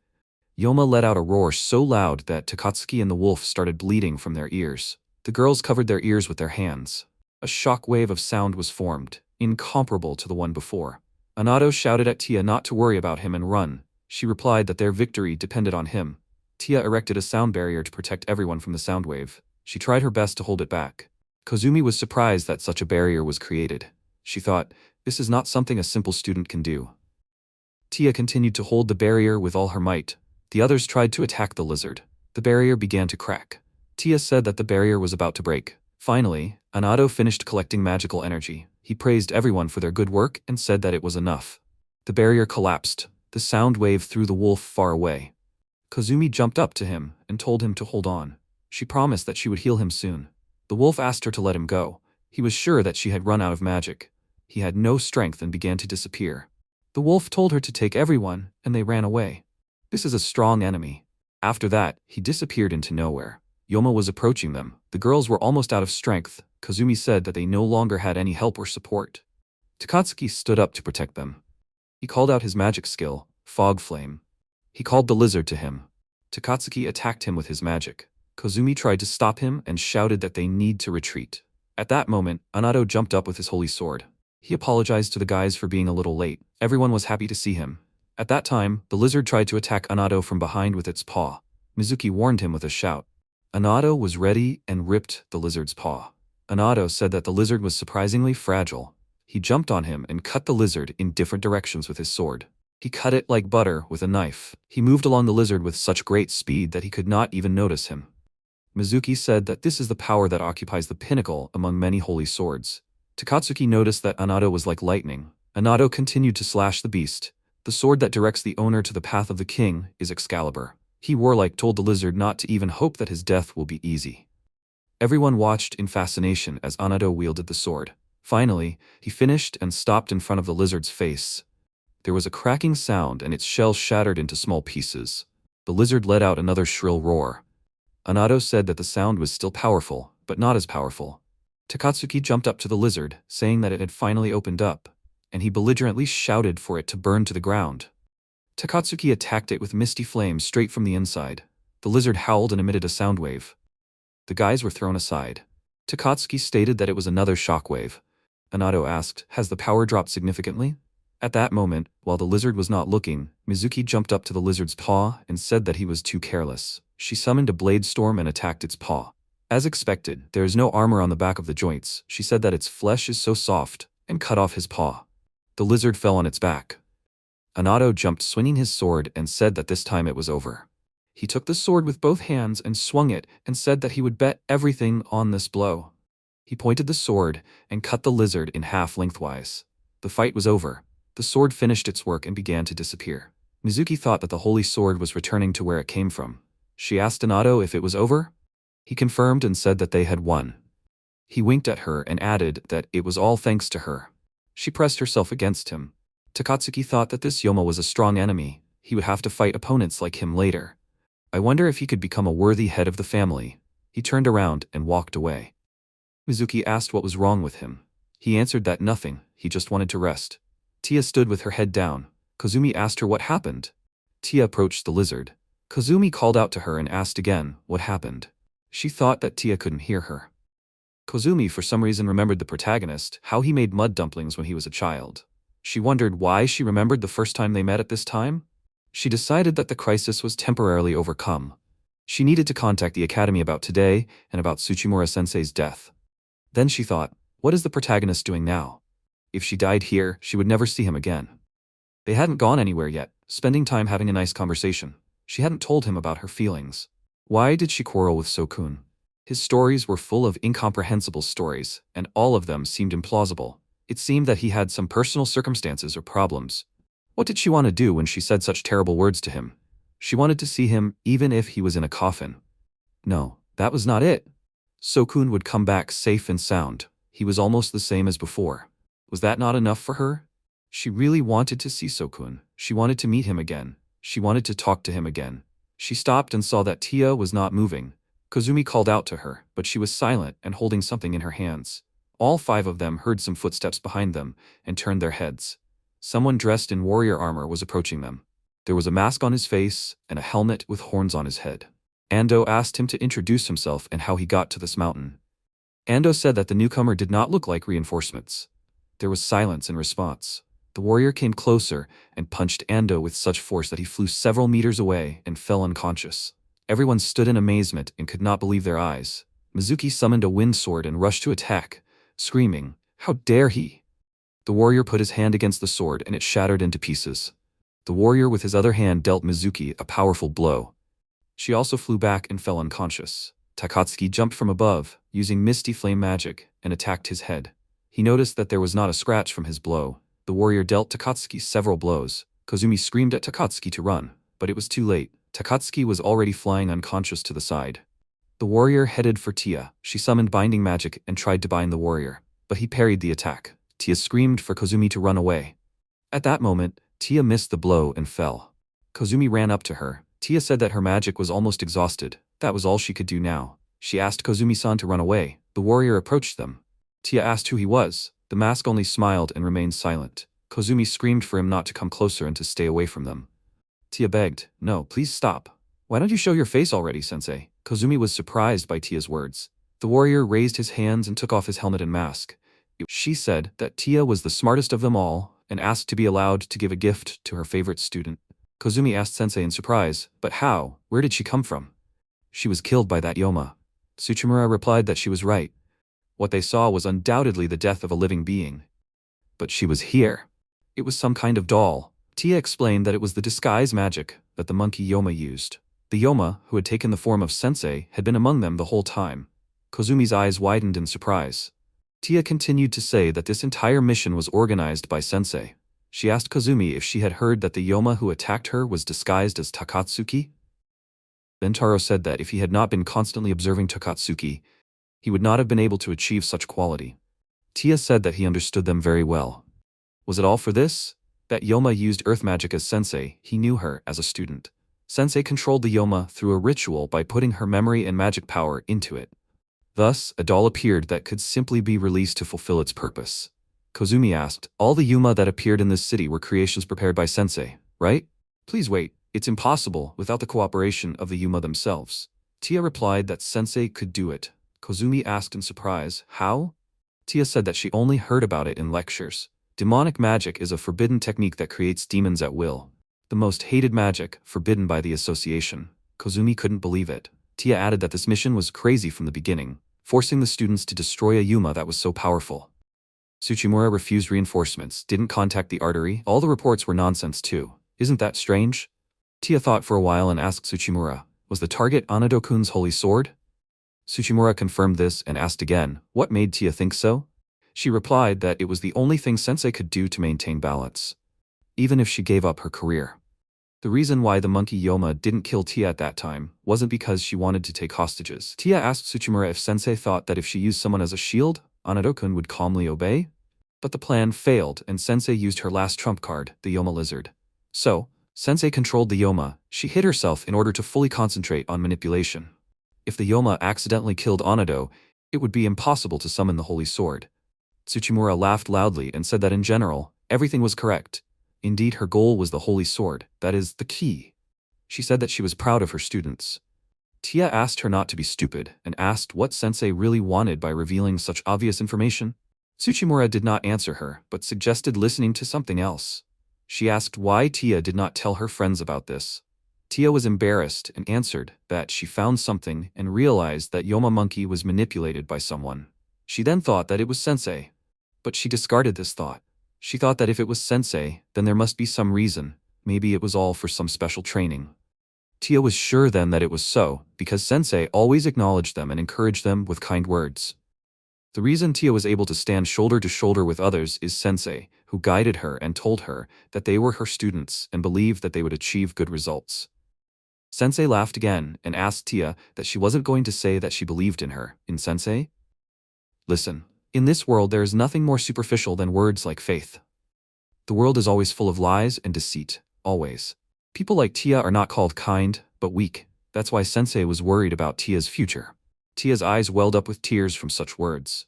Kozumi clenched her fists and demanded that Tsuchimura stop and not say anything more. Kozumi asked what's wrong with believing in those you respect to the end? Worrying and believing on top of that, that's something you can't do without trust. Tia reminded Kozumi about the protagonist, but she thought that she wouldn't be able to with him. She didn't even try. Tsuchimura replied that she wasn't saying it was bad, but that if she didn't feel guilty, it meant she had strong nerves, since all the responsibility for this crisis lay with them. Kozumi replied that there was nothing wrong with trust. Trusting someone was never a frivolous thing. Kozumi reached her hand to Tia's head and used healing magic, saying that it should help and Tia would be able to move a little. Tia thanked her for it. Tsuchimura saw it and said that it seemed like Tia had come to her senses a little. Kozumi put her hand forward in defense against Sensei. Tsuchimura said that she didn't remember her teaching her how to be reckless and asked her to stop. If she meekly surrendered, Sensei would spare her. Kozumi whispered that when she gave the signal, Tia should run away. Tia refused and said that before giving up and retreating, she needed to do something. She got up from the ground and said belligerently that she would fight together with Kozumi. Tsuchimura burst out laughing and asked in surprise if they were serious. She said that she was much stronger than them. But the girls said that they would do it anyway. Kozumi said that she wanted to go home today and meet someone tomorrow. Tsuchimura turned into something and screamed a curse at them. She hit first one, then the other, and threw them in different directions. Both girls fell down exhausted. Tsuchimura arrogantly asked if they were finished. Kozumi called out to Tia, but she was unconscious. Tsuchimura ordered her to give up and said that honestly she did not want to hurt her needlessly. All she needed was the holy sword. Tsuchimura walked up to Kozumi. She grabbed her hair, lifted her up and asked, "She must be an introvert, right? It's a pity she didn't run away quietly." Unexpectedly for Tsuchimura, Kozumi had a knife in her hand and slashed her hair with it. Tsuchimura was very surprised. Kozumi took advantage of the fact that she had broken free and used magic power. She was thrown aside by the shockwave. Kozumi fell down exhausted. Tsuchimura adjusted her clothes and said that considering the shockwave, Kozumi had exhausted her magic power. It was surprising to her that she still hadn't given up. Tsuchimura stretched out her hand and said that it was the end. Her mana was gone. Kozumi knew that she couldn't move anymore. She remembered Kusakun. She wanted to see him one last time, to hear him and tell him that she was very sorry. Then he appeared from the shadows. She opened her eyes and couldn't believe it. He asked, "What is this?" Kozumi whispered his name, Kusakun. Tsuchimura was no less surprised and asked why Satosuke was here. He said that he did not know what was happening and demanded an explanation from her. The enemy was already defeated, but why was everyone lying down? He again demanded to explain to him what happened and what happened to Kozumi. Kozumi was lying unconscious. Tsuchimura stretched out her hand to stop MC. In her hand was an energy sword. She asked him not to move and said that she could not let him go home calmly. Kozumi woke up and saw Kusakun. She could not understand why and where he was here. She mentally asked MC to run away from this place. At that moment, Tsuchimura showed the enemy. Behind her back stood a huge lizard. He was so huge that MC had to lift his head up. Kusakun did not understand what it was. Tsuchimura said smiling that even the holy sword couldn't defeat this Yoma. She said goodbye to Sato Sosuke and walked away. Kazumi lay motionless on the ground and forced her body to move. The lizard let out a menacing roar in its mouth. There were thousands of small teeth, like a shark. MC stood in front of it motionless and mentally asked it to stop and not do this. Kozumi screamed and desperately asked for anyone to help the protagonist. She kept repeating, "Help Sokun." MC looked at the opponent with a confident look and thought that he was too close. He clenched his fist and concentrated all his strength into it. One powerful blow and an explosion occurred. The lizard was torn into small pieces. Kazumi opened her eyes and did not understand what happened. How could he destroy the lizard with his bare hands? Tsuchimura was angry at MC. How could he do this? They stood opposite each other. Tsuchimura's hair was blown by the wind, and the air smelled of anger. Now the protagonist understood who the enemy was. The protagonist and Tsuchimura came face to face. Kozumi was still very weak. She was worried about the protagonist, but she could not help him. Tsuchimura came closer and said that the strategy of taking the holy sword from the student with Yuma was great, but the protagonist almost ruined it. She added that she kept him away for a good reason, but he still got in her way.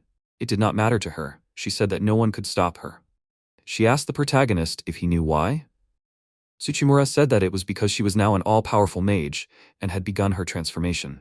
Kozumi saw this and thought of the terrifying magical power that was pouring into the sensei. She wondered if it was coming from the spirit vein. The spirit vein is a path of magical power that flows through the earth. In this mission, they chose this area because there is a spiritual vein here in order to absorb magical power from it. This technique interferes with spiritual power. The monkey's ability to mimic and the lizard's regenerative ability, these are all the results of this. Tsuchimura is currently using endless magical power. She is a mage who can use all kinds of spells tirelessly. In terms of power and strength, she is not inferior to a celestial mage. After finishing her transformation, Tsuchimura told the protagonist not to be upset, but this is the end. She pointed her spear at him, using the power of nature. She did not need a second to crush him. The protagonist was able to reflect her attack. He grabbed her spear.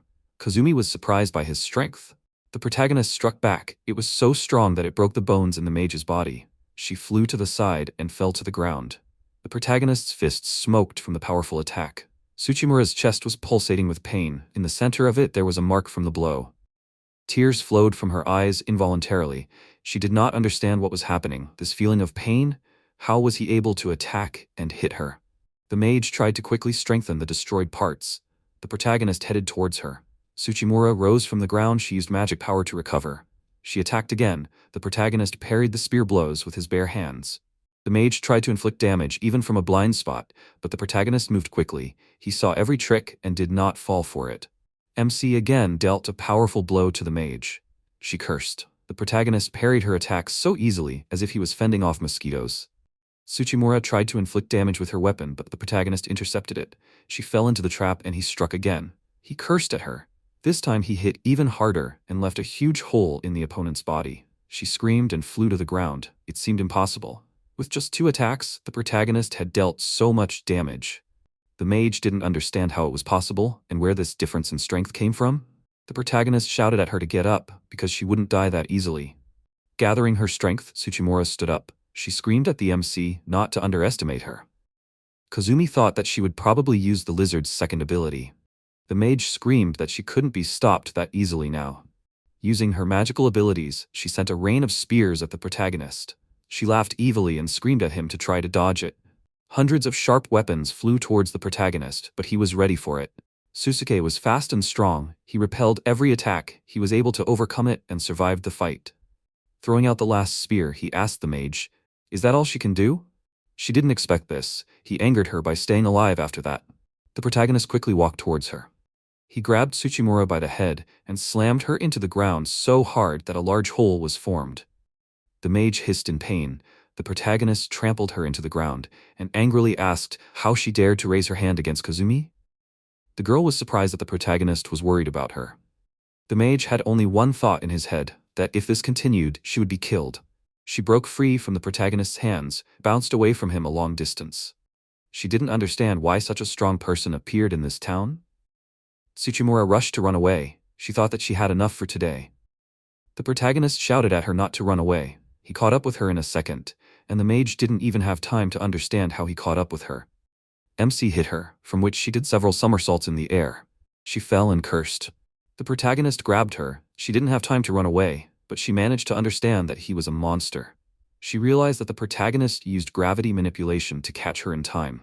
He wanted to inflict as much damage as possible. The mage landed on her feet. The force of the blow threw her back several meters.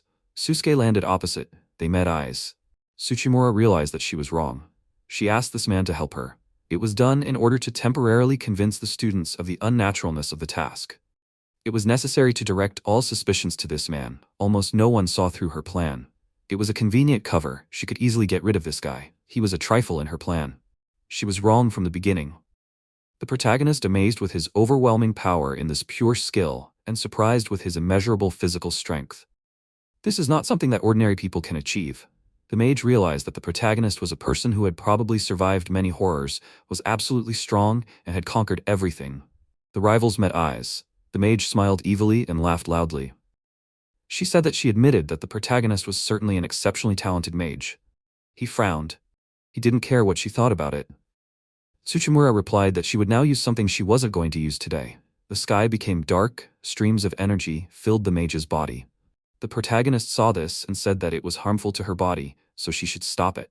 The mage replied that he shouldn't worry, she had already prepared for this. The protagonist realized that she couldn't be stopped. Black magic filled her. She used spiritual vein interference at maximum power. The mage turned into a huge stone monster, a huge amount of magical power that exceeded the limit and affected Tsuchimura's body so much that it threatened to erase her. She laughed and said that it was a wonderful feeling. Kozumi was scared by this. Such a mountain, it can be demolished in an instant. The mage shouted to the protagonist, "Will he be able to do it?" He replied that he will destroy her. She got angry and hid in the armor of the stone monster. Tsuchimura rushed to attack. She struck the ground with her fist. The protagonist prepared for this. Kozumi noticed that this golem's whole body was filled with magic. She was scared. Maybe this is the last trump card. Tsuchimura-sensei. The mage raised her stone fist and prepared to attack the protagonist. But he was faster than this. He dodged. They met eyes and went into a frontal attack. The protagonist and the mage struck at the same time. Tsuchimura received damage. Her hand flew into many pieces, but it quickly regenerated. The protagonist inflicted new damage, but the mage recovered again. Kozumi was surprised that the power, incomparable to what it was before, the mage did not lose the ability to recover. The girl was upset. She could not believe that this was the power of one mage. It seems that danger threatens them, the moles. The friends were still unconscious, and the battlefield was very close. The monster swung again. This time, her hand turned into a huge tree. The protagonist did not expect this. Kozumi was afraid for him. The protagonist understood that these blows could destroy the mountain. The distance between them was about 30 meters. He turned back to look at his friends. They were lying motionless. There was nothing to be done. He needed to protect them from a distance. The protagonist remembered how he said that he specializes in magic that strengthens the body. Magic based on the release of magical energy is not his element. Therefore, he cannot provide support. Mizuki said that skills such as sending magic are the basics of the basics. She shamed him that he can't even do such things. This story of his was half true, half false. If it was about long-range techniques, then he had it. However, now he could not support his friends, because it was difficult for him to find a balance, because he could destroy everything. The protagonist concentrated on the attack using the skill small flame gun. The mage struck. The protagonist reflected it.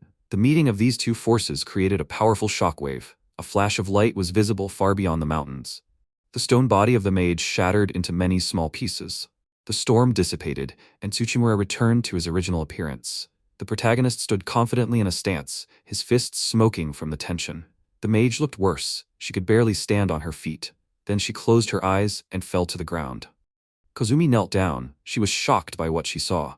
The protagonist approached her. She looked at him with eyes full of surprise. She could not believe it. He won. The protagonist asked if she was okay. He extended his hand and helped restore health.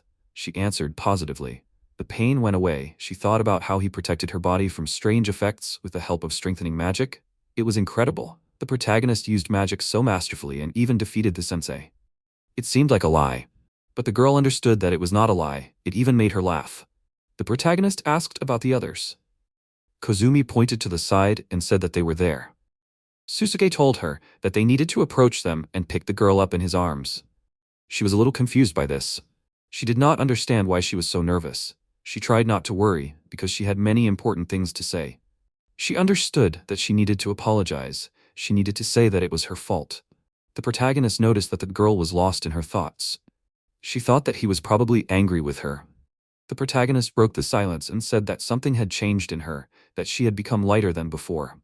The girl screamed in surprise and said that it was not so. He had simply become much stronger. The protagonist asked if this was true. She answered positively. Kozumi said that he had even grown a little. She remembered their childhood, how Susuke helped her and carried her when she was tired. She said that she was glad to see him again and pressed herself against his chest. She thanked him for coming. The protagonist said that he was glad that she was okay. They reached their friends, and the protagonist used his recovery skill on them. He helped each of the team. He said that it seemed that no one was seriously injured. Kozumi remembered the words of the sensei. She said that she did not want to cause them needless suffering. She wondered if this was true. The protagonist finished with his help and said that he would leave before they woke up. Kozumi asked him to stay so that they could thank him all together. He answered negatively, saying that he did not want to get involved with such things. Tia came to her senses and told the protagonist not to rush to leave. Kozumi was glad to see her in full health. The protagonist asked if she was awake yet. The girl answered positively and said that it was thanks to him. She asked if his name was Mr. Kiyobetsu. Earlier, the protagonist said that his name was Kiyobetsu Taro. He possessed the power of amplification and offered them friendship. The girl realized that his name was actually Sato. She looked at him, his mask fell off, she saw the real him. Tia said that consciousness returned only for a moment and she saw their fight. The protagonist said that he was ashamed. The girl replied that it was amazing and someday she would thank him. She looked at Tsuchimura. The mage was in a pose resembling yoga. She was about half dead, but still alive. Tia thanked the protagonist and said that as expected, he turned out to be a good person. She asked Kozumi if this was true. The girl answered positively and said that he was an amazing person. The protagonist did not expect to hear so many compliments. He said that he was tired and so he was going home. As he left, he turned to Kozumi. He said that when she had time, he would like to talk to her again. The girl was shocked by his request. He said, if of course she agreed. The girl answered positively. She wiped away a tear and said that she would be very glad. MC smiled and asked if this was true. Then he experienced wild pain. Kozumi did not understand what was happening. The protagonist forgot that he had a reaction to serious magical influence, which is why he also left his shift early yesterday. The protagonist fell to the ground. His muscle pain did not go away at all.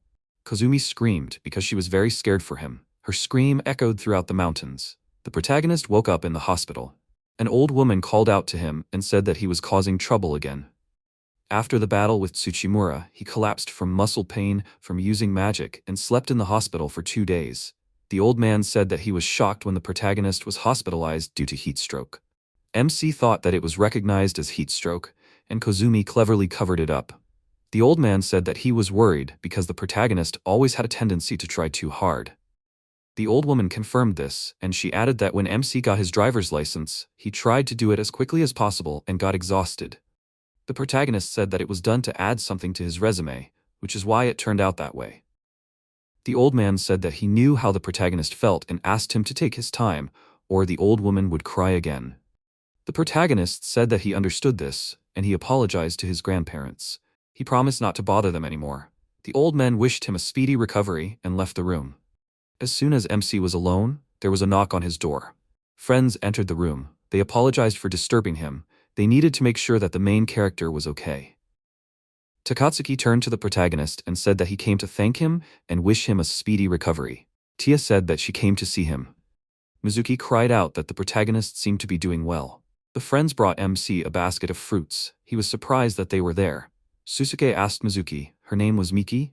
The girl introduced herself and snorted displeasedly at the protagonist. Tia said that they needed to be quiet in the hospital. The girls asked the protagonist how he was feeling. If he didn't mind, they could summon a mage from the artery. The protagonist answered negatively. He said that he just needed to rest for a while. Mizuki asked the protagonist, his real name was Sato? She said that this was the first time she saw him without a mask. She asked, is he the same age as them? Then she added that she didn't know how to say it, but MC looks old. The protagonist asked what she just said. The girl replied that she didn't say anything, it was just a joke. Susuke said if this was a joke, then why weren't they laughing and looking away? He picked up an apple and said that they seemed more energetic than he thought. The protagonist asked what happened to Tsuchimura. The friends replied that they confirmed that there was a connection to a criminal organization. It seemed like the mage was aiming for the holy sword. Mizuki said that she had also invited Anado today, but he didn't come. The protagonist thought about how little he knew about the holy ball, and it scared him. The girl turned around and told MC that they were actually all grateful to him for stopping the mage's plan. She bowed and thanked him for his help. Following her, all the friends bowed and also expressed their gratitude. The protagonist was surprised by their gesture. He said that he was glad that they were okay. The friends smiled at him. It seemed that things weren't that bad. Tia asked the protagonist what they should do next. She said that if he agreed, she would like to hire him as a personal mage for her house. She asked if he would like to work for her. Takatsuki asked what kind of sudden offer was this. He told her to stop. Couldn't she see that Sato was sick right now? He then added that he was planning on having Mr. Sato become his teacher. The girls were surprised by this.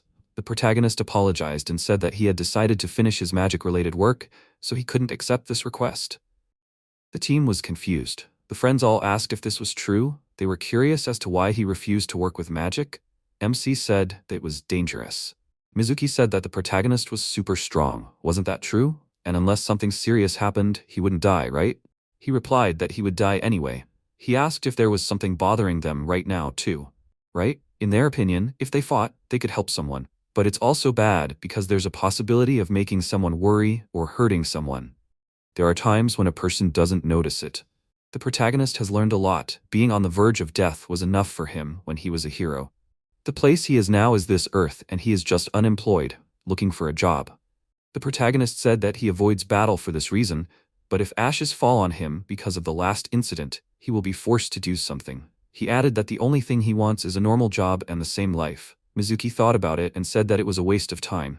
She added that they will go home, she still needs to write a report. The girls said that they will probably not meet again. The protagonist was surprised by this. Tia said that they are magicians from the shadow world. She added that if Mr. Sato just lives an ordinary life, they will not have the opportunity to meet. MC asked, "Is that true?" The girl answered positively. Tia said goodbye and said that it would be great to meet him again. Mizuki replied that if they met again, she would treat Susuke to tea. The protagonist looked at them silently. Takatsuki shouted that he would wait for the protagonist's call. He was ready to become his student at any time. Mizuki grabbed him and dragged him towards the exit. The guy shouted that he would always wait. Tia said that he did not change. The protagonist thought that he had nothing to do now, so he would go to bed. Suddenly, a girl entered his room. She greeted him. MC immediately jumped up. He greeted Sasamine and said that he was not sleeping. The girl asked if he had just woken up. This time, Sasamine came to the protagonist. There were unusually many visitors today. The girl said that she had just passed by the students who had left his room. She asked if they were his friends. The protagonist answered negatively. He said that they just knew each other. Sasamine said that this was good. MC asked what was good about it. She answered that this was all. She added that there were girls who looked like models, so she had no chance of winning. The girls screamed when she realized she said it out loud. She told the protagonist not to think anything like that, because it was about arm wrestling. He asked her again what she was talking about. She tried to change the subject and handed him a gift from the store manager. Grape jelly. The protagonist thanked her for it. Sasamine asked if he wanted her to peel an apple. He answered positively, but he thought about the fact that he had already eaten it just now. The girl enthusiastically peeled the apple and hummed a song. The protagonist wondered who would have thought that she had such a homely appearance. He does not know her completely. The protagonist remembered the phone call that woke him up in the middle of the night. On the screen, he saw the name Sasamine. Picking up the phone, he heard him being told not to hurry, the hero. He looked at the girl and addressed her. He asked if she called him on his cell phone late at night 2 days ago. The girl looked at him in surprise and said that she did not think so. The protagonist asked if it was true. She handed him a plate and picked up her phone. After looking at the call history, she said it was strange. Indeed, 2 days ago in the middle of the night, there was an outgoing call. But she was sleeping at that time. The protagonist was surprised by her reaction. Apparently, that call was not from her then. Someone used her phone. But who and for what? The girl asked how it happened. It looks strange. The protagonist thought, maybe he scared her with this? He wanted to tell her something, but there was a knock on the door. Without waiting for an answer, Kazumi entered the room. She looked at Susuke with anxiety and excitement. He was surprised by her arrival. She said that she came to talk to him. Sasamine got up from her chair, and Kazumi's gaze fell on her curvaceous forms. And Sasamine noticed how slender Kazumi was, like a model. An awkward silence hung. The protagonist looked at the girls and asked himself, why is everyone silent? Sasamina was the first to ask a question. She asked if this girl was also Sato's friend. She answered positively. Kazumi introduced herself. She added that she and Susuke had known each other since childhood. The girl asked her, so she was from the Shikigami clan, the richest in the area? Kazumi answered positively. The protagonist wondered, what was wrong with them? The girl cleared her throat and said that it turns out that they have been on good terms with the protagonist for quite some time. She added that his childhood friend was so beautiful that it was surprising why she and Sato did not communicate closer. Kazumi told her not to joke like that, because she was also cute and had great style. She asked what her name was. Miko Sasamina introduced herself to the girl and put her hand on her chest, which attracted attention to herself again. She said that she and the protagonist worked together.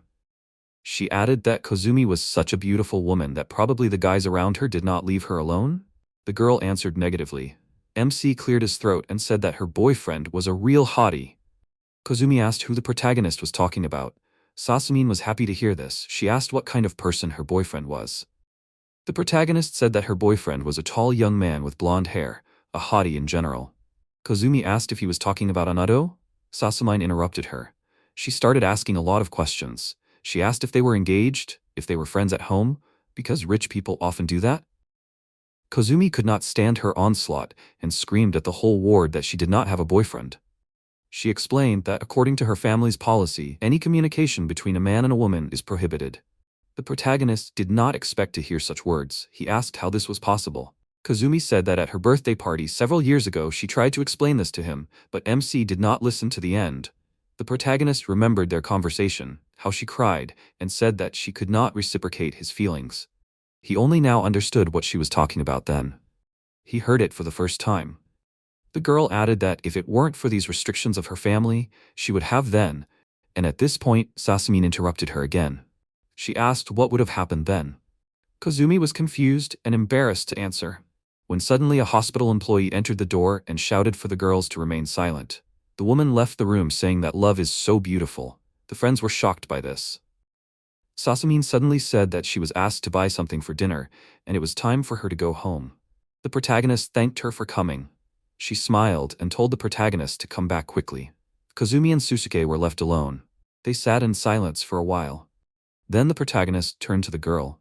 He said that he wanted to talk about what happened the other day. It was about talking about another world. He said that it would probably be hard for her to believe. The girl interrupted him. She asked if he really was in another world. She said that she believed him. The protagonist didn't expect her to say that. Kozumi said that the battle with Sensei proved it. She said that his magic was different from the one she and her friends had. It was like it was from a completely different world. She said that she couldn't even imagine it until she saw it with her own eyes. She said that at that moment, she should have asked him to show her his magic. If she had done so, then what happened wouldn't have happened. She tried to distance herself. She asked, "But is this okay?" She said this about things that seem incredible from the point of view of knowledge about magic. The girl answered that she realized that the protagonist is more important than some general knowledge and she should respect his feelings. She added that she couldn't even do that. She called herself immature and selfish. Kozumi continued that now might not be the most appropriate time for such things. The protagonist interrupted her. He apologized for yelling last time. He was thinking about it. He said that he thought she was pretending to appreciate his kindness. He really regretted it. He asked her to forgive him. The girl listened to him silently, her eyes filled with tears. The protagonist was surprised when he saw this. She burst into tears and asked him for forgiveness many times. She said that she should be the one apologizing. It was not his fault. Kozumi said that she was suspicious and said terrible things. MC did nothing wrong. He turned to her and said that it did not matter what happened before. He said that he wanted to make peace with her. The girl answered positively. She said that she wanted the same. She added that she wanted to be friends like before. She asked if it was possible to ask the protagonist about it.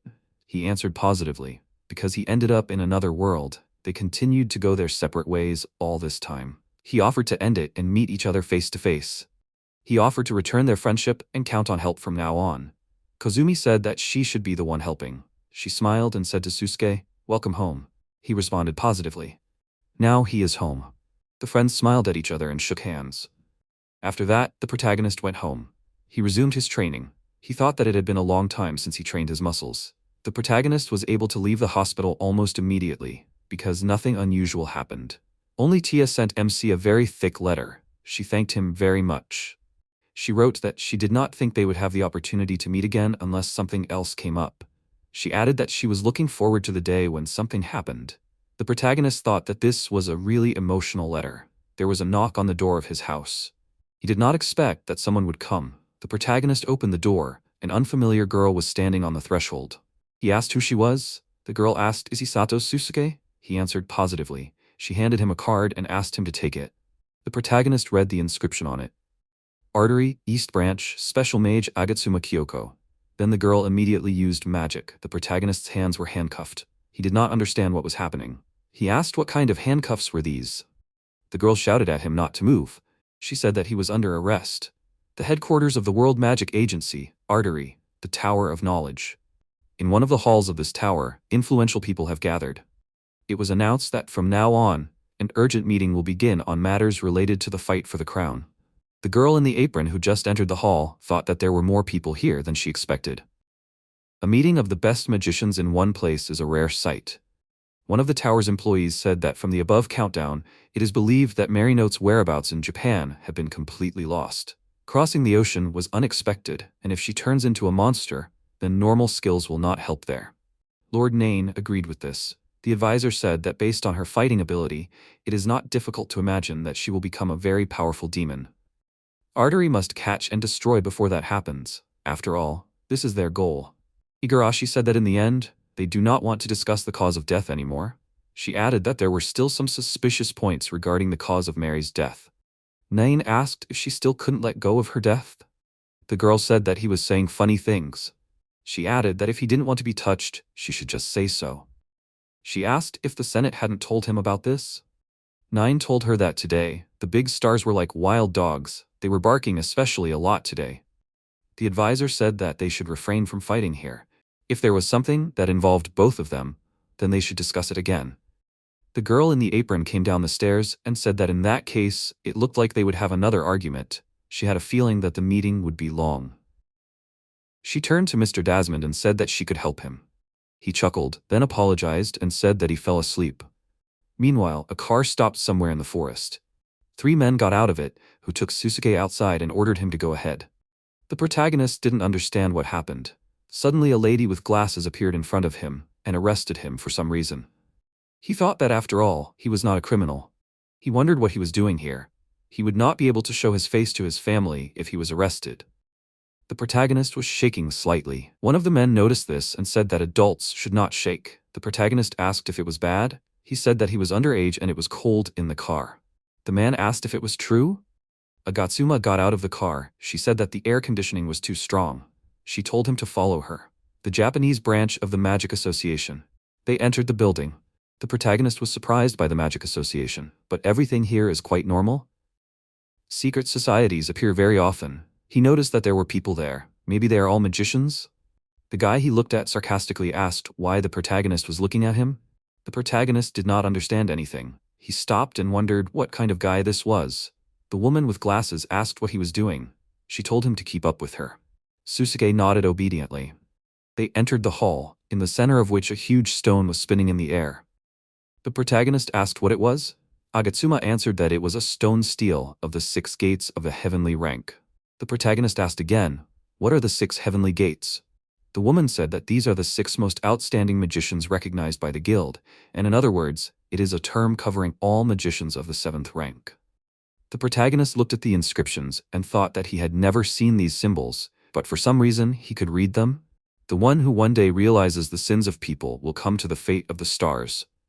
He began to read the inscriptions, those who bear the burden of power in this world. The first place was empty. The second place was a heavy rock.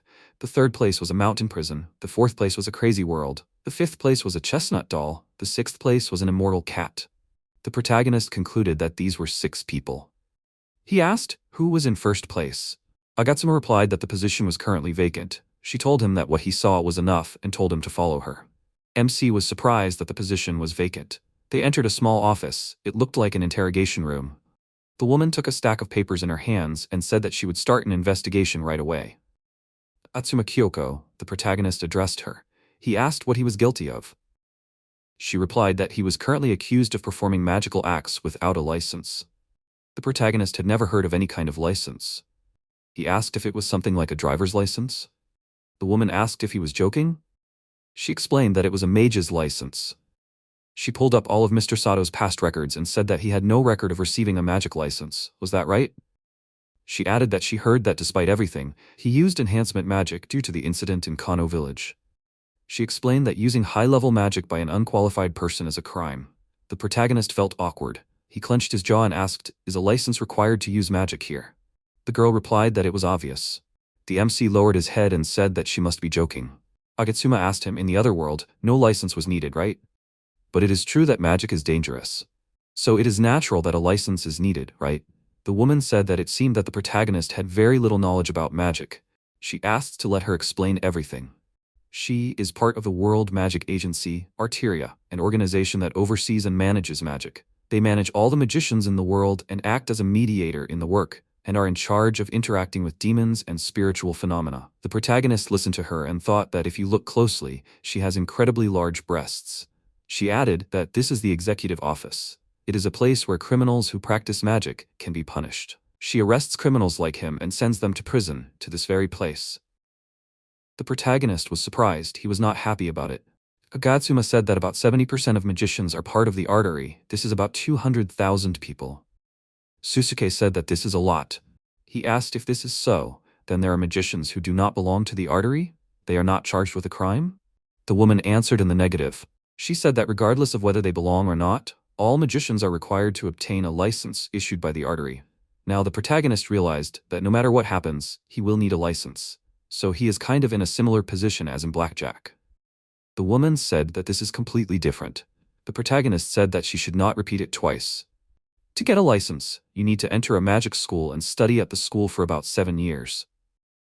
Upon completion of training, the student will be awarded the qualification of a second-rank magician. With each promotion up, the conditions from the artery become better.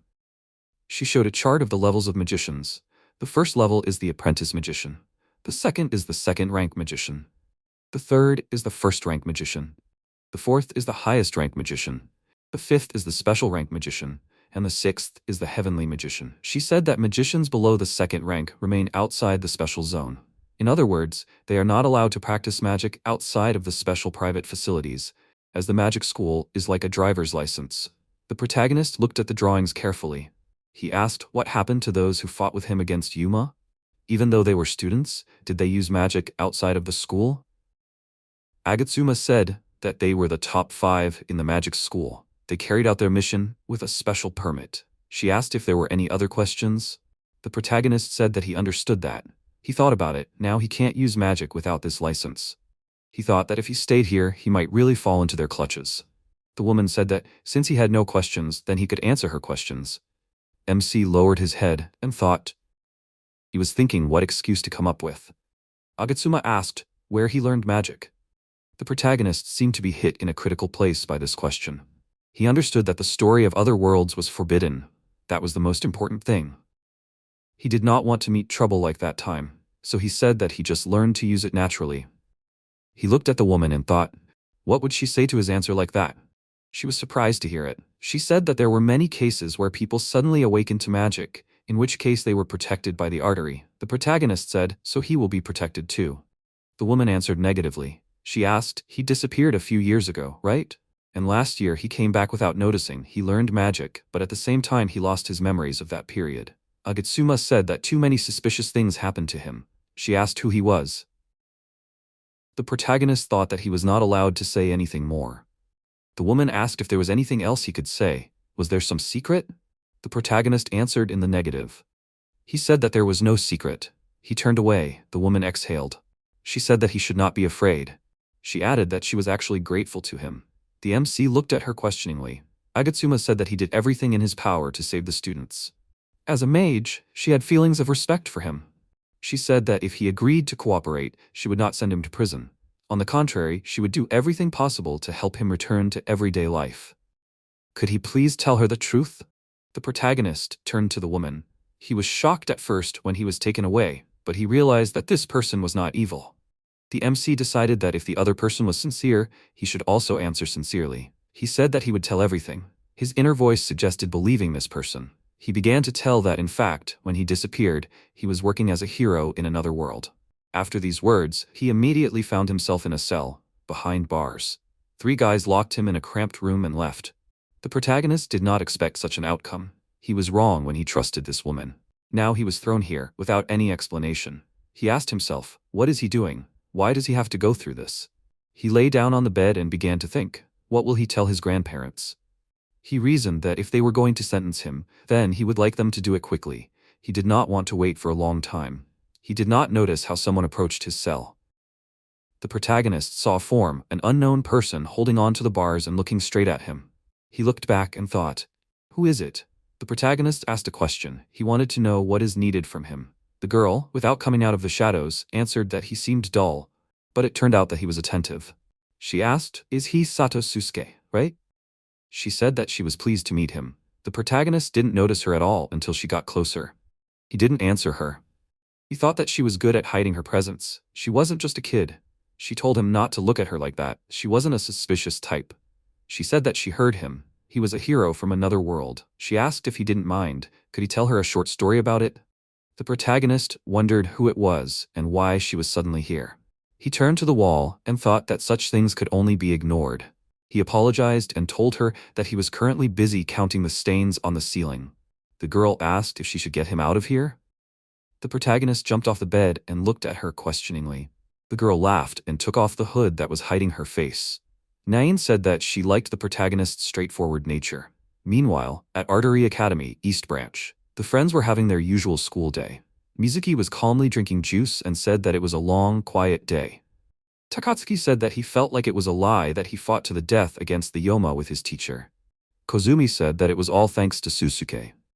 Mizuki asked about the protagonist, is there something strange about him? She wondered how such a strong person could remain unknown.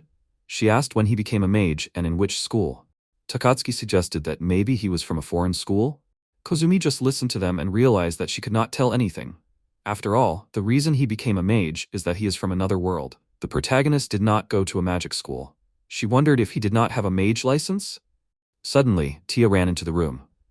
Mizuki asked her if something happened. The girl handed over a newspaper and said that it was the morning edition.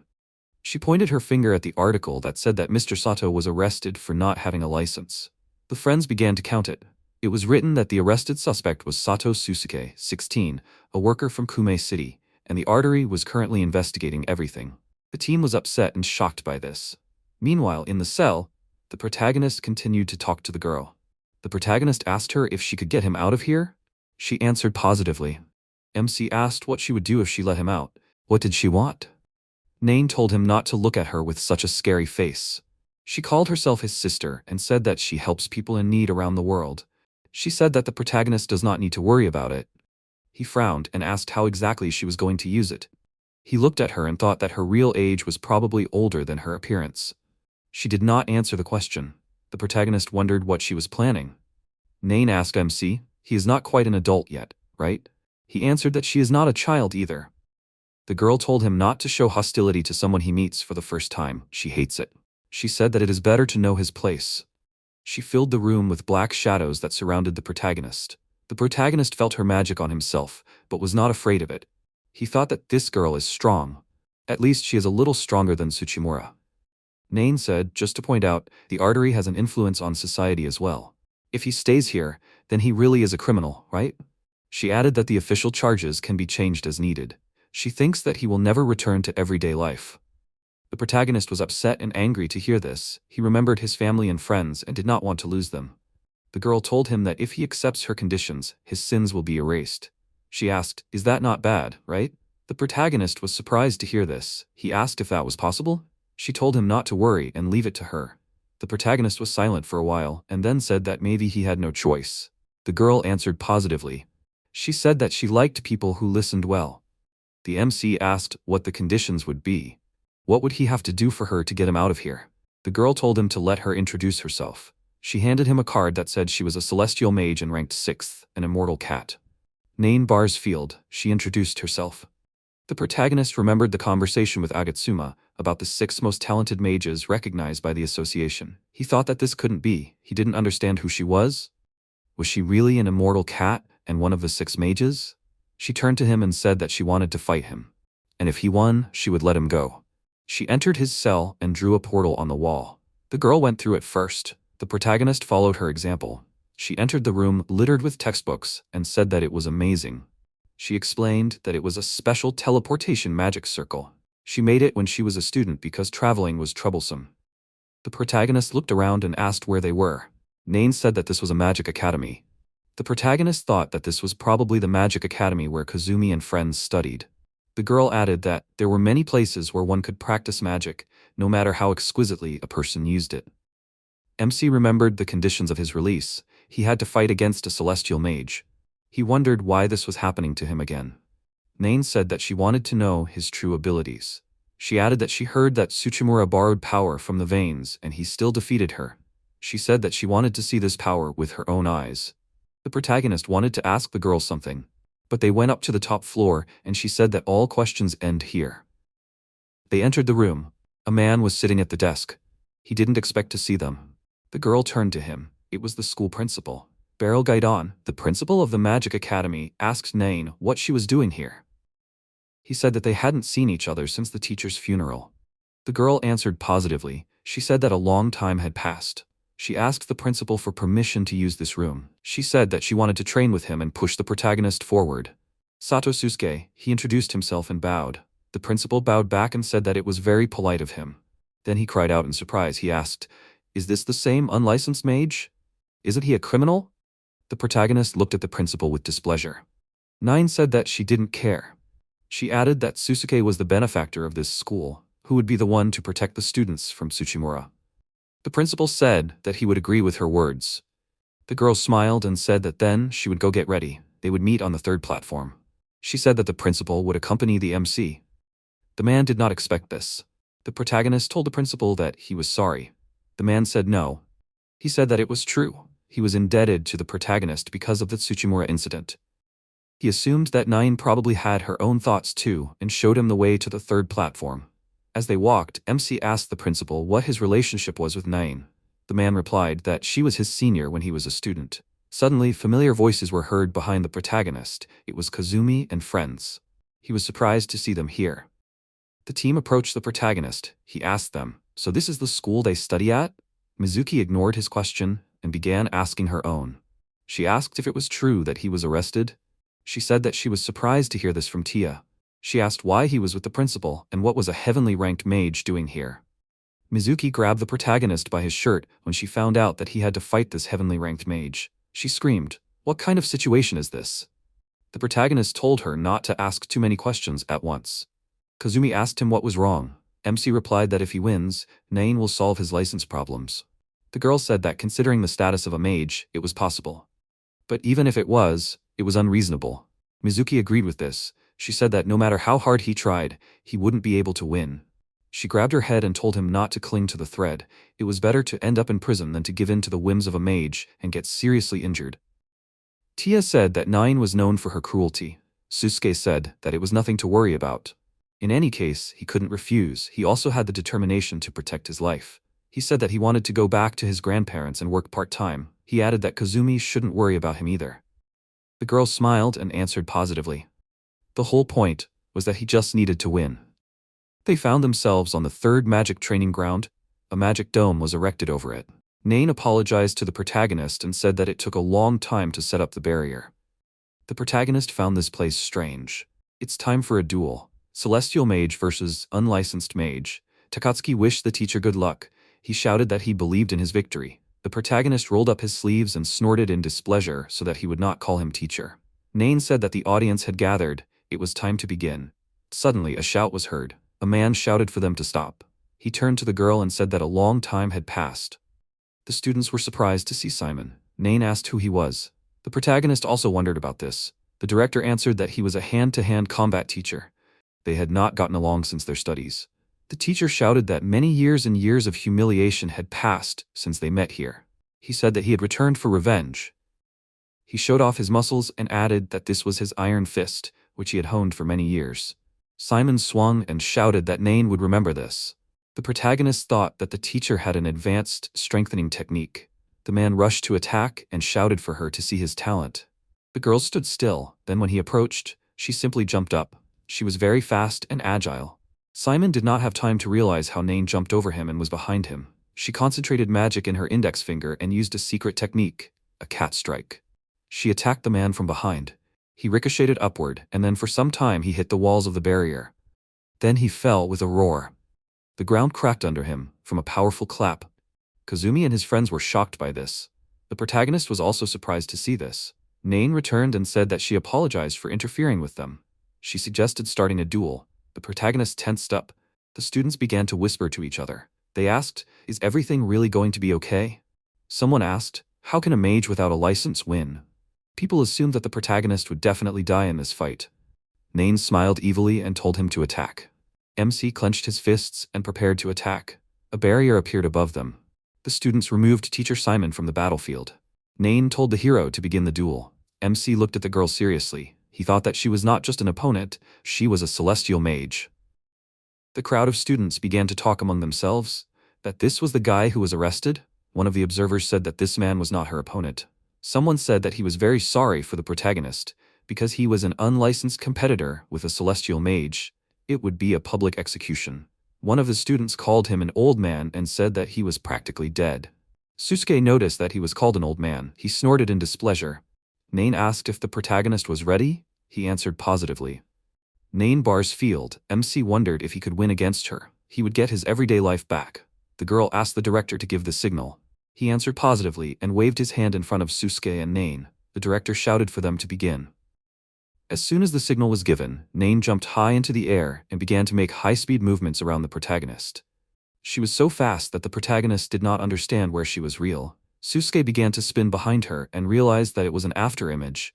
Only he managed to understand this, as the girl appeared behind him and attacked him. But the protagonist managed to dodge and swing to strike back, but she dodged this and said that he missed. Nain again quickly moved from side to side. MC decided to hit the after-images, hoping to hit her.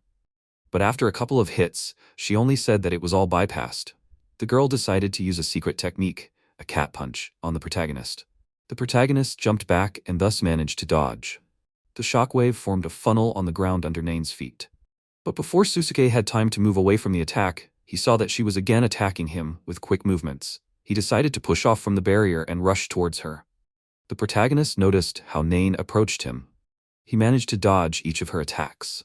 But this seemed strange to him. The protagonist thought about which of these shadows was real. He thought that in theory, it should be easy to notice. But super fast movements due to body enhancement and a wave-like attack of after-images that the girl produces do not allow her real form to be tracked down. Perhaps the secret is in her animal movements, which she perfected in her own way. MC thought that it cannot be said that it is impossible to resist body enhancement at the same level. But in such a situation, you should not take risks and try to fight recklessly, since this can lead to defeat. The protagonist dodged the attacks and suddenly he realized what he needed to do in that case. Susuke hit the ground so that his opponent would fly up from the shockwave. It worked. The girl said that throwing her into the air to erase the after-images was not bad. The protagonist looked up at the sky and his face became dissatisfied because there were still 7 shadows left. But this is not an after-image, but bodies created by magic. Nain grabbed MC and said that a gap appeared. In an instant, 3 clones grabbed Susuke, but he threw back the magical bodies in one movement. The girl managed to create after-images again and struck a pig in a poke. A loud bang was heard in the barrier and dust rose. Everyone in the area looked at what was happening there in surprise. Craters from the blows formed on the ground. Friends said that this was the power of a heavenly mage. Kozumi was insanely scared for Susuke, but suddenly he climbed out of the crater. MC thought it was painful. The students were surprised by this and shouted in surprise that the protagonist was still alive. Nain said that he was weak. She asked the protagonist if he understood that she was holding back so as not to break the barrier. She said that she must have expected too much from him. She thought that she had hoped a little that the protagonist was really strong because she rarely sees the master praise someone. The girl thought that the protagonist was useless and would not help in the battle. She said that they would end here. If they continued, MC might die. He shouted at her to wait. Nain asked if he was ready to continue this. The protagonist answered positively. The air mage asked if it was because his daily life was so important to him. The girl said that Susuke was looking at her with such a terrible look, but she was not the one who enjoyed all this. She said that she would finish quickly. She created many new copies using temporary life magic. Nain said that this is not an afterimage, it is a special technique available only to her. Each body shares different emotions. They began. The protagonist looked and realized that her clones were creating even more afterimages. The air mage asked not to hold a grudge against her if she hurts him. She deftly blends into the crowd of afterimages and clones. The girl approached close enough to the protagonist and struck, but Susuke managed to dodge. She did not expect this. Something was bothering Nain. She wondered, was the protagonist not serious just now? The girl started to attack again, but when she got too close, MC decided to strike with a small cannon, but she managed to dodge it. Susuke's blow was so strong that it broke through the barrier. The air mage flew to the side and asked, did he break through the barrier? She wondered what kind of magic was this, but before she could come to her senses, the protagonist ran up to her and struck the ground again, which created a crater and threw Nain up. She thought that it was dangerous. If the main body was damaged, the clones would disappear. She moved away from the protagonist and thought that it was useless. He would not be able to reach her, unless he used long-range attacks. She would not give him a chance to attack and would strike back. This should end in an instant. MC turned and looked straight into Nain's eyes. She was surprised by this and realized that he noticed her. The protagonist grabbed the mage by the throat and swung to strike. MC thought that this was an unusual opponent, so he would have to attack accordingly. He realized that it was best to change the amount of magic so as not to hit everything around. He decided to use penetration instead of explosion. The protagonist attacked Nain with a fire punch. He hit her in the stomach and the girl flew far beyond the barrier. His punching force was impressive. All the students were shocked by this. The blast wave rolled far beyond the academy. The dust cleared, the protagonist stood in place. The protagonist was near the place of the explosion from his attack. He was tired and physically exhausted. The protagonist calmly exhaled. He thought that he had gone too far. He asked, "Is that all?" He began to look around. The protagonist thought that Nain was a much stronger opponent than Tsuchimura. He wondered if she was okay. He waited for her to come out. Susuke shouted loudly for the girl to come out so that she did not hide, but there was no reaction. It was unclear. Was she dead? The protagonist raised his hand and said that he needed to go to work. He asked if he could leave. He didn't know what to do next. Suddenly, an air funnel formed behind the protagonist. She appeared from it. Her clothes were dirty and badly torn. The air mage looked at the protagonist angrily. He turned to her and shouted, "Is she alive?" The protagonist didn't expect to see her like this. He asked, "Is she okay?" The mage answered positively. She asked, "What was that?" Nain rubbed her face with her hand and asked why attack such a cute girl like her so rudely. The protagonist thought, to be honest, after the attack, he didn't feel her. Did she resurrect? He thought that her title was in the rank of Immortal Cat. So she was awarded the title of Immortal. He didn't understand what that meant. Nain spun around and said that those were her new clothes. The protagonist noticed her curves, which had previously been hidden under her loose clothing. He was stunned for a moment. He asked the girl if she had gained a little weight. Nain snorted in displeasure. She asked what he meant. The protagonist told her to forget about the question. He rubbed the back of his head and thought that maybe he was wrong, but she really seemed to have grown taller. He asked her if he could consider himself the winner. The mage chuckled and said that he had won this battle. She had no complaints. She would arrange for all his affairs to be closed. Nain congratulated him and said that he was now free. Kazumi and his friends were shocked by these words. The protagonist and the crowd of students screamed throughout the entire area. It was a joyful cry of victory. His friends rejoiced. They shouted that he was cool because he was able to defeat the heavenly mage. One of the students asked what kind of technique that was. How did he make a hole in the barrier? The protagonist was thinking only that he could go to work again now. Nain told him that he could go home. It was less than an hour away. The girl touched the protagonist's chin and told him to wait until she contacted him, and then added that he should not use magic. MC responded positively. The girl jumped into the air and disappeared into the crowd. The team of friends rushed to meet Susuke. Kozumi threw herself into his arms. She hugged the protagonist tightly, causing him to scream her name. She told him to stay still. She would heal him. MC was glad that Kozumi used healing magic on him. He really needed it. When she finished, she cried and said that she was glad that he only got off with minor injuries. The protagonist responded positively and thanked her for her help. Tia approached the protagonist and said that the battle was truly amazing. Mizuki grabbed her head and said that it was incredible that he actually won. She apologized for her doubts. Takatsuki turned to the protagonist. He called him teacher and said that it was a great battle. He will never forget this day. MC got angry that he called him teacher again. He came closer to Takatsuki and asked if he had a minute. The guy answered positively. But their conversation was interrupted by the principal. He said that they have a school bus. They will take the protagonist home. He does not need to worry about that. Susuke thanked the man for this. The principal wished that MC does not get caught again, and he needs to go back. Classes are about to start. The friends heard these words and hurried to classes. They said goodbye to the protagonist and said that they hoped that he will not be caught again.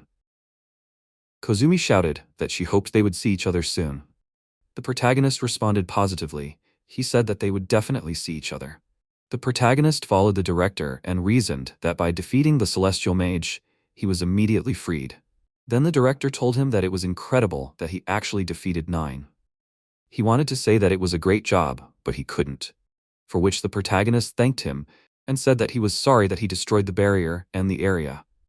To which the director replied that however, he should listen to him carefully. Thanks to 9, he escaped punishment, but he still does not have a license. Although he has power, he cannot use it. It is a very unstable existence.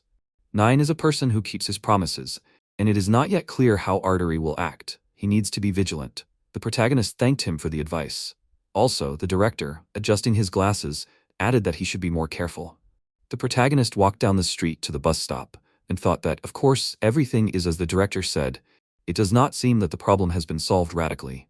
He passed by a guy sitting on a bench with his legs crossed. He thought it was Yoshiya. They hadn't seen each other for a long time, and he was not visible on the training field.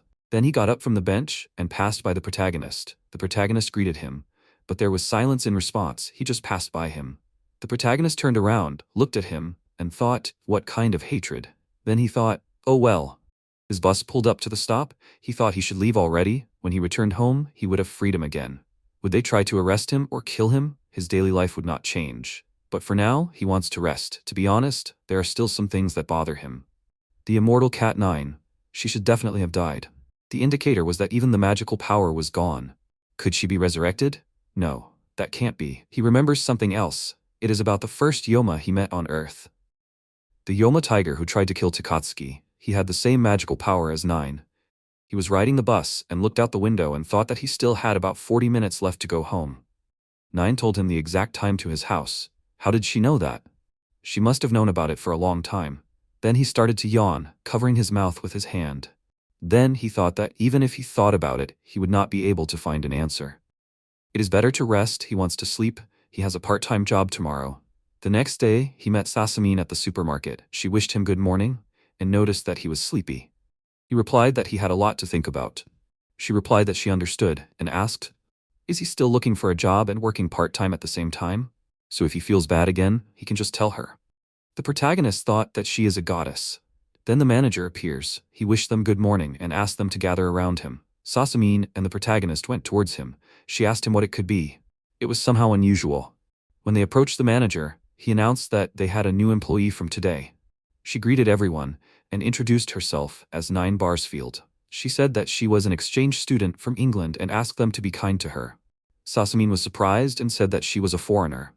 MC thought, what is this? An illusion? No, it is not an illusion. Then what is it? Then the manager turned to them and said that since they are seniors, they should be kind and show her everything.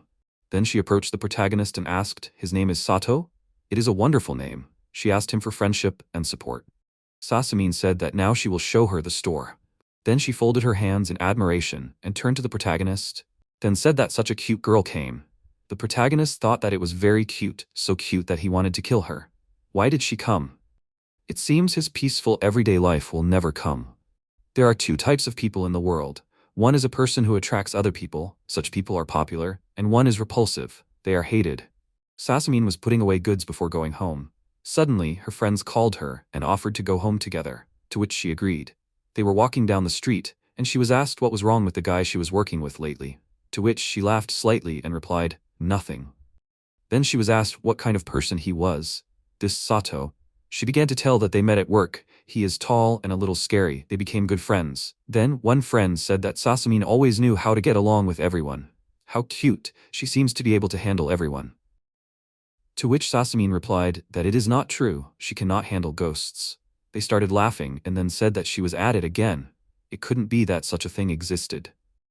Then she turned her head back and thought about when it happened. That she started seeing them. She found out about it when she was still in kindergarten. She then told her mother that she saw ghosts. To which her mother replied that nothing like that existed. She was surprised, looking at them, and asked, why? Is it only she who sees this? It was natural for her, so she wasn't scared. They were just standing there and doing nothing. But as she grew older, when she came to her grandmother's grave, she noticed something strange. When she walked through the cemetery, thinking that there was no one here, it seemed very strange to her. Usually it is not empty. Then she noticed one ghost who hid. She ran to him, but suddenly, the ghosts kept telling her to come back and leave here. She asked, why? One day, ghosts started running away from her and started making faces that looked like monsters. This hatred from others, which was directed at her for the first time. She was very scared. That was the first time she thought that. Hatred, she lived with it all the time. Now she is 17 years old. Leaving work happily in the evening, she turned to the manager and thanked him for his work. Then it started to rain. She put her hand forward and started catching the drops. Her family is kind and school is fun. Everything is fine at her part-time job. She became friends with Sato. Then, unexpectedly, the main character handed her an umbrella. She was surprised and asked, "What about him?" To which he replied that he was good at dodging raindrops. At that moment, he began to warm up on the road, then he ran away. She thought that she would have to thank him next time.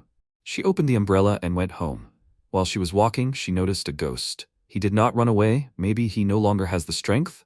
But she doesn't know why. If this continues, he will disappear. Then she sat down and asked him if he was okay, and can she do anything? Then suddenly hands started appearing. Ben apologized to her and told her that next time she should apologize properly. Then suddenly the whole body appeared, hugging her, and asked to lend her the body. The next day she woke up and was surprised. How did she get home? Then she went to the store and said good morning to the protagonist and thanked him for lending her the umbrella, then asked if everything was okay yesterday. To which he replied, yes, he just got caught in a small landslide, but it's okay. To which she asked with displeasure, and is that okay? Then he asked, what about her? Sasamine replied, everything is okay, nothing happened. The protagonist replied that he understood. Then she thought that it must have been a dream, and even if it was, ghosts are still scary. And she is very sad that they can hate, for those who are always by her side. Then the manager called them and said that the morning meeting was about to start. The protagonist suggested that she go, to which she agreed. She wants to remain as she is. At that time, she did not even know that she had already entered the territory of the dark world. She, he, and she are clearly connected to the dark world. They still have a long way to go. In the Shikshin mansion in the suburbs of Kumecho, Kazumi Koki and Shogo were kneeling in front of Gensai. He then said that he contacted the branch office this morning. The other side immediately agreed. Next time, he must remember to thank them. Koki asked Kazumi if it can be considered that a decision has been made, to which she replied, yes. Gensai added that all this is for the sake of the future. A year will pass and soon she will get used to it. She will be leaving soon after graduation, so it is okay to say goodbye to her loved ones right now. Koki said that the conversation is over, she can go. Kazumi stood up and apologized, after which she left. She stood and looked out the window. Suddenly Shogo came up to her and asked if she was sure that this was the right decision for her. To which she replied that, to be honest, she was not sure. But the summer was almost over, at this time. Nine was lying on Sasamine's lap and said that she was hot. Then she turned to the protagonist, said that she was hot, and she was dying. To which he replied, although it was hot, but it was already mid-September. Sasamine asked her if she was okay. Then she added that she was new here, so it was natural that she could not get used to the Japanese environment. Nine happily jumped up and hugged her. Sasamine laughed and said that she should wait a bit, she will get her some water now. When she left, Nine started talking to the protagonist and said that maybe she won't be able to succeed in this country. MC leaned on the shelf drinking juice, then asked why she even came, to which she replied that it was just work, heavenly magic, busy people. He asked what work, she said that she can't say. The protagonist got very angry and squeezed the juice box. He thought that she wasn't answering, and in any case, there must be a reason. He looked at his watch and thought that the break was almost over. Opening the door, he started to leave. Nine followed him and said that today was at his house, but before he could finish, he interrupted her that he was going, and so that she wouldn't overdo it. 10 days had passed since Nine came to this city. Obviously, she came with a certain purpose. He expected her to do something. All the employees asked her if she was okay. If she had any problems, she should let them know. She carried the boxes and said thank you. The protagonist thought that she had adapted outside of work. She didn't cross paths with anyone. It was better to be prepared just in case. In the evening after work, MC came home. Passing by his parents, he said that he was home. They greeted him and told him that they had come to visit him and were waiting for him in the room. He thought, guests? It seemed that something like this had happened before. Entering the room, Agatsuma was sitting on the floor. Then Nine burst in and said good evening, then apologized for being late, adding that she didn't know the way and unfortunately got lost. The protagonist was indignant, very much was unhappy. Then she said that he was some kind of cruel hero. The older sister came to visit him especially. He asked why she came. Then suddenly someone said hello, it was Kozumi. The protagonist was confused as to why they all came. Kozumi then asked what Agatsuma and Nine were. Why are there so many famous people in his house? Agatsuma asked her why she was here. To which she replied that she and the protagonist were childhood friends. Agatsuma replied that she understood. The MC said that they should wait while he went to get the zabuton. He then looked at Nine. She was lying on the bed and was saying that it was so nice here and she didn't like it. The protagonist then turned to her and asked her to promise him that she wouldn't leave any fur behind, to which she laughed and asked if he was okay. Agatsuma then suggested that they move on to the main topic. They all sat down on the floor. Agatsuma said that the MC's status report came in. In the end, she had to say that it was impossible to completely free him. The protagonist was furious. Then 9 said that he doesn't understand how this world works. Artery thinks that they can't ignore it. Sato furiously shouted for them to wait, and what are they talking about? 9 replied that she thought she could do it. Agatsuma said that 9's decision was too arbitrary. The protagonist thought, could it be that he would go back to prison? Then Agatsuma added that, that's why they held negotiations, and as a result, the protagonist was recognized as Artery's protected person. He asked, protected? Then thought that he was told that the subject of protection is people who suddenly develop a talent for magic. Agatsuma continued that a group of exorcists, led by 9, was assigned to protect him, commonly known as the Cat Group. Kozumi was shocked by this news, then said that they will give MC to the Cat Group? The protagonist said that this is something amazing. Kozumi added that, if she remembered correctly, it was a small elite unit consisting only of 9 and special rank mages. 9 replied that of course, they were no match for the old man, but still, despite their small number of people, their abilities are unique, so she was entrusted to look after him. Agatsuma says that the MC will remain in their group until he reaches rank 2. This is the condition for gaining freedom from Artery. MC and Kozumi walked down the hallway. He asked her what she thought he should do. She replied that she thought it was better to agree. If he refused, there was a chance that the same thing would happen as last time. The protagonist angrily said that he understood. He thought that he really had no choice. He then walked back to Agatsuma and 9 and said that he was joining them. Agatsuma said that he was quick to make decisions. The protagonist replied that he was tired of troubles. 9 said, of course. Then he turned to 9 and said that he had one request. She asked him what it was. He replied that she should not interfere with his family. Agatsuma said that he should not worry, they do not make unnecessary contacts with ordinary people on official matters. The protagonist thanked them. Then he asked what he should do in the party. 9 replied that it was simple. He only needed to complete the missions from Arteria with them. He asked if he needed to go to their school. He is sure that he can get a license from the school, right? Agatsuma replied that if he has a recommendation from several special magicians or higher, he can skip the school process. Miss Shikshin is a good example. Kozumi was perplexed and looked surprised. Agatsuma added that she had already received rank 2 3 years ago. This is one of the fastest promotions in history. There are many achievements that can be earned, like Shikshin, who made a pact with a high-level divine beast. The methods are varied. The protagonist wondered if this meant that the only way to gain freedom was to join them and become a second-tier mage. Agatsuma thought how troublesome, then said that now that she had finished her report, she was going home. 9 then turned to the protagonist and said that she had a gift. She was holding a bottle cap in her hand, which was made in the shape of a cat's face. She gave it to the protagonist. He took it in his hand and looked at it. Then he asked, is this a bottle cap? To which 9 replied, it was the cat group's badge. He asked again, a bottle cap? She then walked up to him and pointed her finger at him, then said that it was a badge and he should accept it or she would hit him. She then added that all the members wear this. It's really cute. The main character replied that it was nonsense. She asked furiously, is he crazy?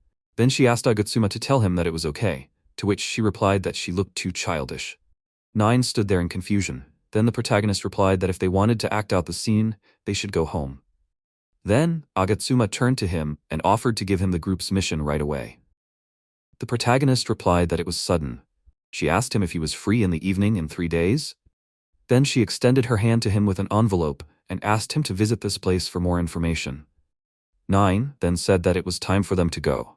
And it would be bad if they were late. She waved her hand and started to leave. Then she looked back into his room and asked him if he wanted her to stay with him, to which he replied, no, and she should go home. Kozumi apologized for being late, to which MC replied that it was fine. She came for a reason, right? They then sat on the floor and she said that she played a lot with him in this room. They played cards, watched movies. Then she glanced at the jar on the table. Laughing, she said that it was that same dirty lump. For her, it was nostalgic. It was so long ago. The protagonist turned his head to this jar and said that he kept it because it turned out so well that time. This was the first time he met Kozumi. She replied that if he didn't play with her, she would always have a gloomy personality. She was sure that she would not have friends. To which MC replied that she was good at communicating with people. She would be fine without him. She asked him not to say that. She was very grateful. Then she put her hands on her legs and asked him if he wanted to go on a date with her sometime. To which he replied, what nonsense. She added that she wanted to take a short walk and do some shopping. He asked her if something had happened. She replied that she would be going to Italy after graduating. The protagonist was very surprised. Then she added that she could not go against her parents' choice, because she was a member of the Shikshin family. Then she said goodbye to him. The protagonist asked if she would be going to Italy after graduating. She said that it was goodbye. She began her story by saying that over 60% of magicians make their living by exterminating demons. Particularly powerful demons appear in Western Europe, so many talented magicians gather there. There are two types of demons. The first are hybrids that arise from the disruption of the magical power of spiritual lands. The second are magical life forms that originally existed on Earth as a kind of ecosystem. The latter are divided into demons and divine beasts. They differ depending on whether they are friendly to humans or not. To make a contract with divine beasts that are relatively friendly to humans and use them, these are summoners. She is sent to the Italian branch of Arteria. This is the summoner path that her relatives chose for her. Divine beasts are very powerful, but they are all very unpredictable. Summoners who can make contracts are very few, so they are told to use their abilities in Western Europe. The protagonist put his hand to his chin and began to think that indeed, even in another world, there was only one summoner. Then she continued that even using one divine beast is difficult enough. Summoners who can make contracts with multiple divine beasts are very few. For example, Genkura Igarashi, who is ranked 3rd in the hierarchy. Despite being old, he is the best summoner. It is said that he can freely control up to 8 beasts. The protagonist took the cup in his hand and began to drink. Then he thought, 3rd place is higher than 9. 8 summoned beasts. She then added that she also trained in a magic school, and at the moment, she made a contract with 3. The protagonist then happily said, "Isn't this amazing already? At this rate she can easily surpass this old man." To which she replied, "No, it's not easy. She doesn't have many friends, humans, so it was very difficult for her to make the divine beasts open up to her." MC thought she was right. He then said that she tried hard, to which she responded happily and thanked him. She then continued by saying that she has a dream to become a yokai teacher. This profession is aimed at protecting and establishing communications with divine beasts and demons lost in the modern world. Half-breed demons that have murderous intent towards humans are subject to extermination, but there are also demons that can be talked to. She wants to use her healing magic to help the injured and homeless. The protagonist thought it was like protecting animals. Then he said he understood and asked if it wasn't good and told her to just be herself. To which she replied that there was a problem. A yokai teacher is a profession that only exists in Japan. She talked to her parents about it. She approached them and said that she was not going to Italy. She was going to become a yokai teacher in Japan. To which her mother said that it was useless and she couldn't accept it. She asked why? She was using this power to help, not to fight. It was useless? She didn't think so. To which her grandfather said that she had enough nonsense. She was from the Shikshin clan. They lived off the earnings from exorcising demons. He wouldn't let her choose any other path. Wanting to gain recognition, she studied magic harder. Then her father said that it looked like she was the best in the semester. The mother replied that she was a stubborn child and asked who she was like. At the end of the discussion, the only condition to stay in Japan was that she had to become a rank 1 by the time she graduated. She had done many student missions and became a rank 2 mage. She was supposed to become a rank 1 mage if she successfully completed the last mission. But that mission failed. Her promotion was cancelled. The protagonist asked why, to which she replied that it was her mission with Professor Tsuchimura at the time. Tsuchimura's madness has extremely negative consequences. She had no choice but to decide to go to Italy. The graduation ceremony will be in October. She thinks that she will leave Japan in the next 2 months. She then said that she thought that she should tell him. He then slammed his fist on the table and asked that it was already decided, and nothing can be done. He then asked that maybe he should find someone else to talk to which she replied that there was nothing to be done. The protagonist thought that there was no way out and he couldn't do anything about it. His heart was pounding, he couldn't do anything. What he ultimately wanted to do was, if there was something to say, he had to say it straight out. He didn't want her to leave. He didn't want to let her go. Then he stood up and started shouting that but suddenly, unexpectedly, 9 opened the window and she said that she was eager to hear what he had to say. She also said that he shouldn't worry so much, and he had to trust it to Mrs. 9. The protagonist stood up and closed the window. After a while, 9 and Agatsuma were sitting on the floor in the protagonist's house. MC asked if they hadn't gone home yet. Agatsuma said that she had been stopped. 9 replied that it didn't matter. Anyway, he was planning to consult with Agatsuma later, right? The protagonist thought that she could see right through him. She then turned to Kozumi and asked if she needed to become a rank 1 mage to stay in Japan, to which she replied, yes.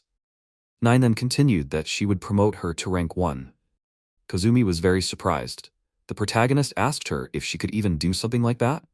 9 replied that she didn't have the authority to make such a decision, but she did have a voice. Her grandfather's name was Gensai, right? She thought that it was highly likely that he interfered and revoked her promotion. Then maybe she could have reached rank 1 a long time ago. The protagonist replied, how terrible. Her grandfather is deliberately interfering. The MC turned his attention to her and thought that she looked suspicious. Not only did he revoke her promotion behind her back, but he also tried to send his granddaughter to a place where strong demons gather. Her grandfather must be up to something. He then asked 9 what she was ultimately planning to do. 9 asked Kozumi why she didn't join their group too. She asked in surprise, her? Then 9 added that if she worked hard, it would be easier for them to reach rank 1. Probably even Gensai would be satisfied with this. After all, they are quite strong, they would be happy to see such talent, and the connection with the Shikshin family would not hurt. She thought that this was a good offer for both sides. Kozumi said that she didn't know if her grandfather would allow it. Then 9 came up to her, grabbed her head and told her to say it directly. She wanted to teach him a lesson, right? Kozumi thought about it. 9 let her go and started to leave and asked what she would do. Kozumi pressed her hand to her chest and said that she accepted the offer. But at that moment, 9 turned around, looked at her, and then she came up to her and said, welcome, and she herself will talk to her family. Then she patted her on the shoulder. Kozumi thanked her. The protagonist asked Agatsuma if it was possible to make decisions so easily, to which she replied that this was just 9. Then they started to leave, and 9 said goodbye to them. As she left, she scratched her head and said that it was so nice to do something good. Then she suggested that Agatsuma go for a drink. Kozumi said that it was time for her to go home too. The protagonist said that he would walk her home, to which she thanked him. They walked down a dark street and talked. He said that it seemed like they had found a solution. To which she agreed with him and added that she never thought that something like this would happen. She was glad that she had visited the protagonist's house. Maybe now she wouldn't have to give up on her dream. The protagonist looked at her and thought that she was glowing very brightly. Her voice had also changed a lot. Then she turned to the MC and asked if something was wrong. To which he replied that he felt relieved. She was surprised. Then he added that he thought it was good that she didn't leave. Then she thanked him for the day and said that they would see each other later. To which he looked at her in surprise and said that they hadn't reached home yet.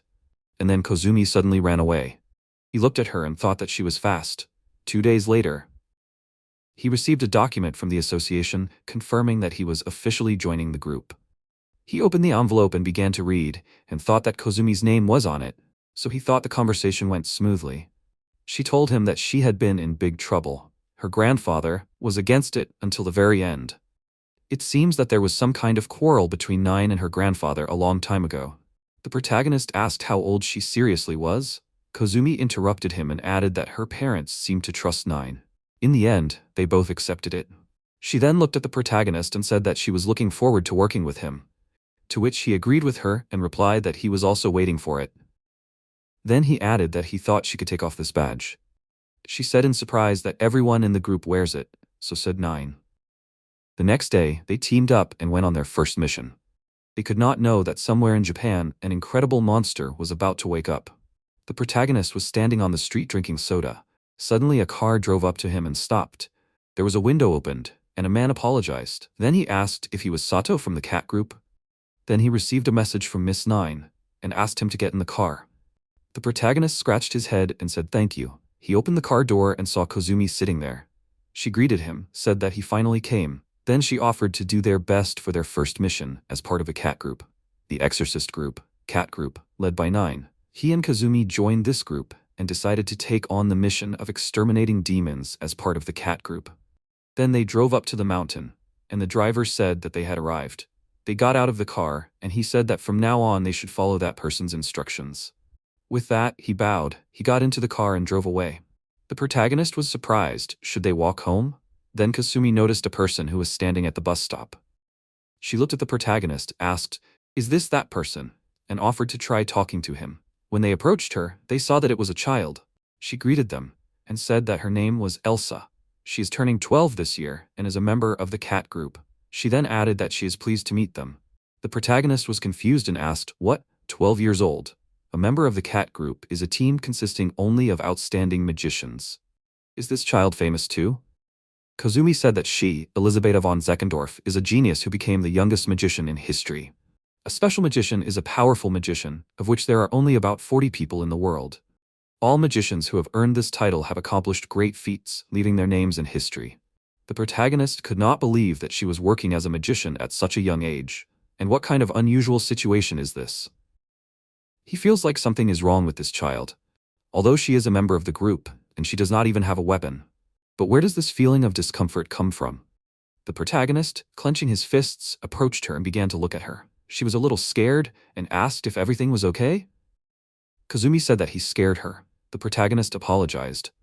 Then, when Kazumi asked her if it was possible to know the details of the task, to which she replied that, of course, the goal of the task is to exorcise the demon that settled in the mountains, and she asked them to work together to exorcise it. The supposed appearance area is indicated here. She took the map in her hands and began to show it to them. They looked at it carefully. Then she added that, in addition, this time there is a time limit.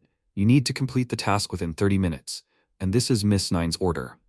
She took a stopwatch in her hand and began to point at it with her finger. Kazumi asked her what will happen when the time runs out.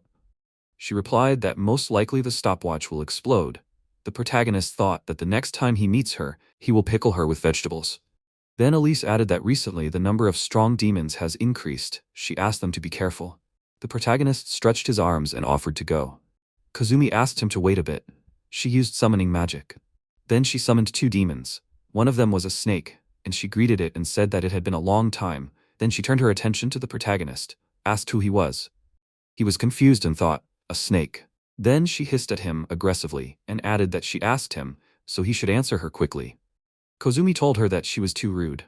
This person is not bad, so she should greet him properly. Then she introduced her. She said that her name is Aral. She has excellent support abilities and is useful in many ways. The protagonist replied that he was glad to meet her. Then her second pet ran up to her and she said that it was Jin. He is mainly responsible for fighting on the front lines. In reality, he is much more. But due to the high need for magical power outside of battle, he takes this form. Then he said that his name was Jin and he was pleased to meet you. Then the snake said that it was nice to meet you too, old man. After that, Kazumi apologized and added that Aral was just born. They walked along a path in the forest, and the protagonist noticed that the air was stale. It seemed that the magical power was becoming more and more concentrated. The protagonist thought that the demons were close. He needed to concentrate. Then he turned his head to his companions and asked what they were doing. Kazumi replied that they were detecting magical power. They can determine the exact location within a radius of about 5 kilometers. Then Aral said that it was very close, at 2 hours 19 minutes. Jin reacted very quickly and ran at the demon. In an instant he increased in size several times. He jumped on the demon and easily killed it, then said that it was just a trifle. Then he shrank back and ran to Kazumi. She praised him. The protagonist noted that it was fast, amazing speed and reaction. Then Jin said that they should move on. If that was all, he could handle it himself. MC realized that Aral was in charge of detection. Jin was in charge of battles. Kazumi was in charge of recovery.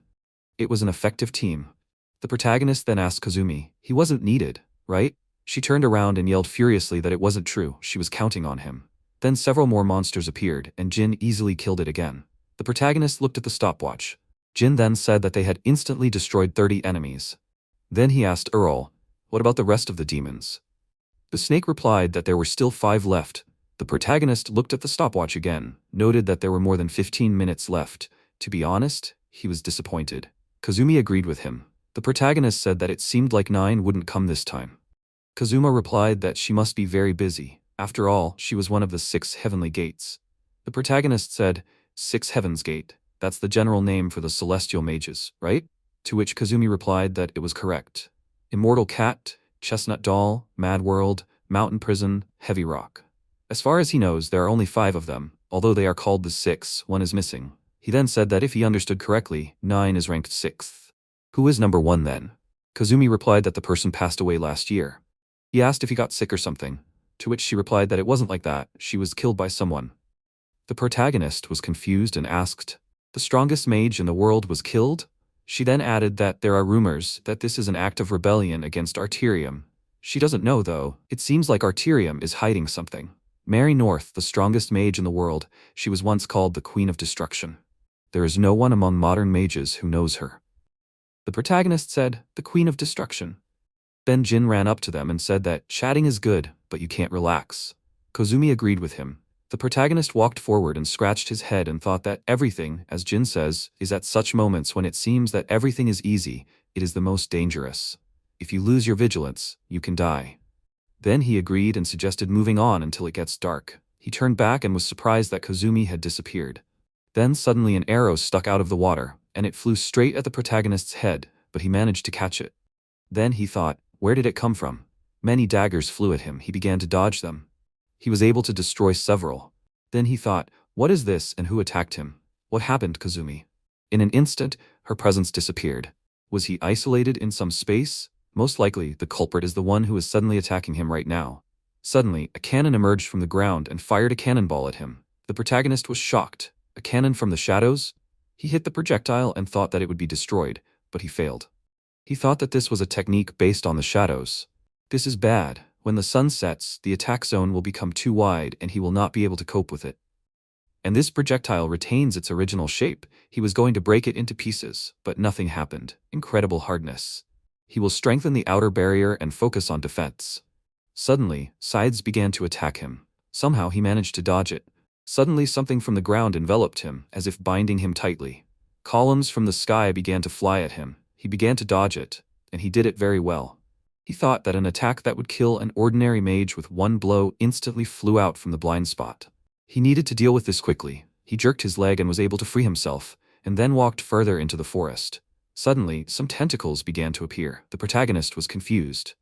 He realized that he was surrounded in an instant. This is bad, but arrows flew at him again. He used the maximum power of the protective barrier. Then the barrier began to collapse. And he thought that now is not the time to skimp. Maybe he should use a trump card? He began to use his magic. All the arrows collapsed, and he was able to defend himself from the attack. The arrowhead touched the black aura like sand. He had questions about what kind of technique this was. He held the arrowhead in his hand and began to examine it. There were broken arrowheads and whole arrowheads. The ones that were not broken fell in a group in a certain direction. Perhaps it was fired from one place. Every now and then, attacks that were indestructible were released, like the projectiles fired by Satsuki. The four pillars did not yield even to kicks, and it was almost impossible to change the trajectory of the scythe. He walked on. Long-range magic weakens as the range increases, because the spell is far from the caster. To increase the power, it is necessary to shoot directly, not from a distance. This magic requires a shadow. The proof of this is that the attacks only come from the forest.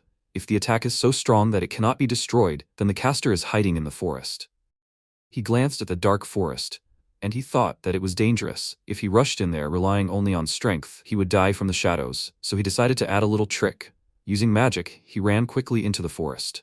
Many spears were flying at him. It was quickly catching up with him.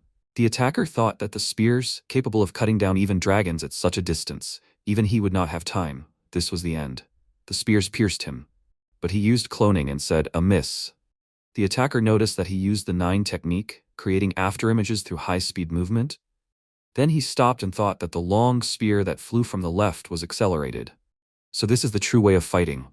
It does not take numbers. Almost all attacks are used as bait, and one real one is mixed in among them to deliver a decisive blow. So he was in the place where the accelerated spear flew from, and he abruptly ran in that direction. He found the one who attacked him. He threw him to the ground. In response, he said, "Great." Then he stood up and clapped his hands, praising his excellent movements. The protagonist was shocked, because this is the same driver who brought them here. Then he took out a stopwatch and looked at it and said, 25 minutes and 47 seconds since the start of the mission. Who would have thought that he would be found in just 10 minutes? Polished martial arts and a hardened body. He hasn't had this much fun for a long time. The protagonist was still at a loss because this is the same driver who brought them. Then he apologized and said that his name is Victor Wagner. He belongs to the cat group. He bowed and said that he can call him Victor. The protagonist thought, who kind of old gentleman is this? Then MC asked, isn't he an enemy? To which he replied, of course, he received an order from 9 to test their strength. He apologized for being rude. Then he extended his hand and said, here is his cat group badge and mage license. He can check. The protagonist took the badge and license in his hand, where it said, Artery, Japanese branch. Special rank mage, Victor Wagner. The protagonist thought since he is a special rank, so this was Nine's machinations again. What else would she try to check in him? However, this old man turned out to be the strongest of all those he had met on Earth. Frankly speaking, this is an opponent he did not want to face again. The protagonist then said that he would believe him. All right. He handed over the license and badge. Victor then bowed and said that it was a great honor for him, because Mr. Susuke is a very kind person. The protagonist said that it is not so. Then he thought, if they force him to use spatial interference again, it will only create unnecessary problems. Then he asked, "Where is Kozumi?" Victor snapped his fingers and said, "Here." Kozumi and Eliza were sitting on the ground. Kozumi was hugging her pets. Then she saw the protagonist and happily shouted his name. The protagonist kneeled down and said, so she was in the shadows with Eliza. He asked them if they were injured, to which she replied that everything was fine, although she was a little scared. This shadow magic can hide not only weapons but also people. The protagonist thought that this was some kind of problematic technique. Then Victor said, maybe it was time for them all to go back? Kozumi asked him to wait and explained that there were still demons in the mountains. Her summoned spirit would find their location. So they needed to go there to defeat them. Victor turned around with Eliza and asked, maybe they should start cleaning, and suggested to go, to which she agreed. Then Kozumi asked Arl to start searching for demons, but she didn't succeed. She replied that something was wrong, the spirit veins were getting out of control. Everyone was shocked by what they heard. Victor and Eliza came back to them. MC asked what was going on. Was it dangerous? Victor replied that it was bad. The spirit veins were one of the factors that would give birth to demons if they got out of control. The protagonist interrupted him and asked what would happen then, to which he replied that they were probably getting closer.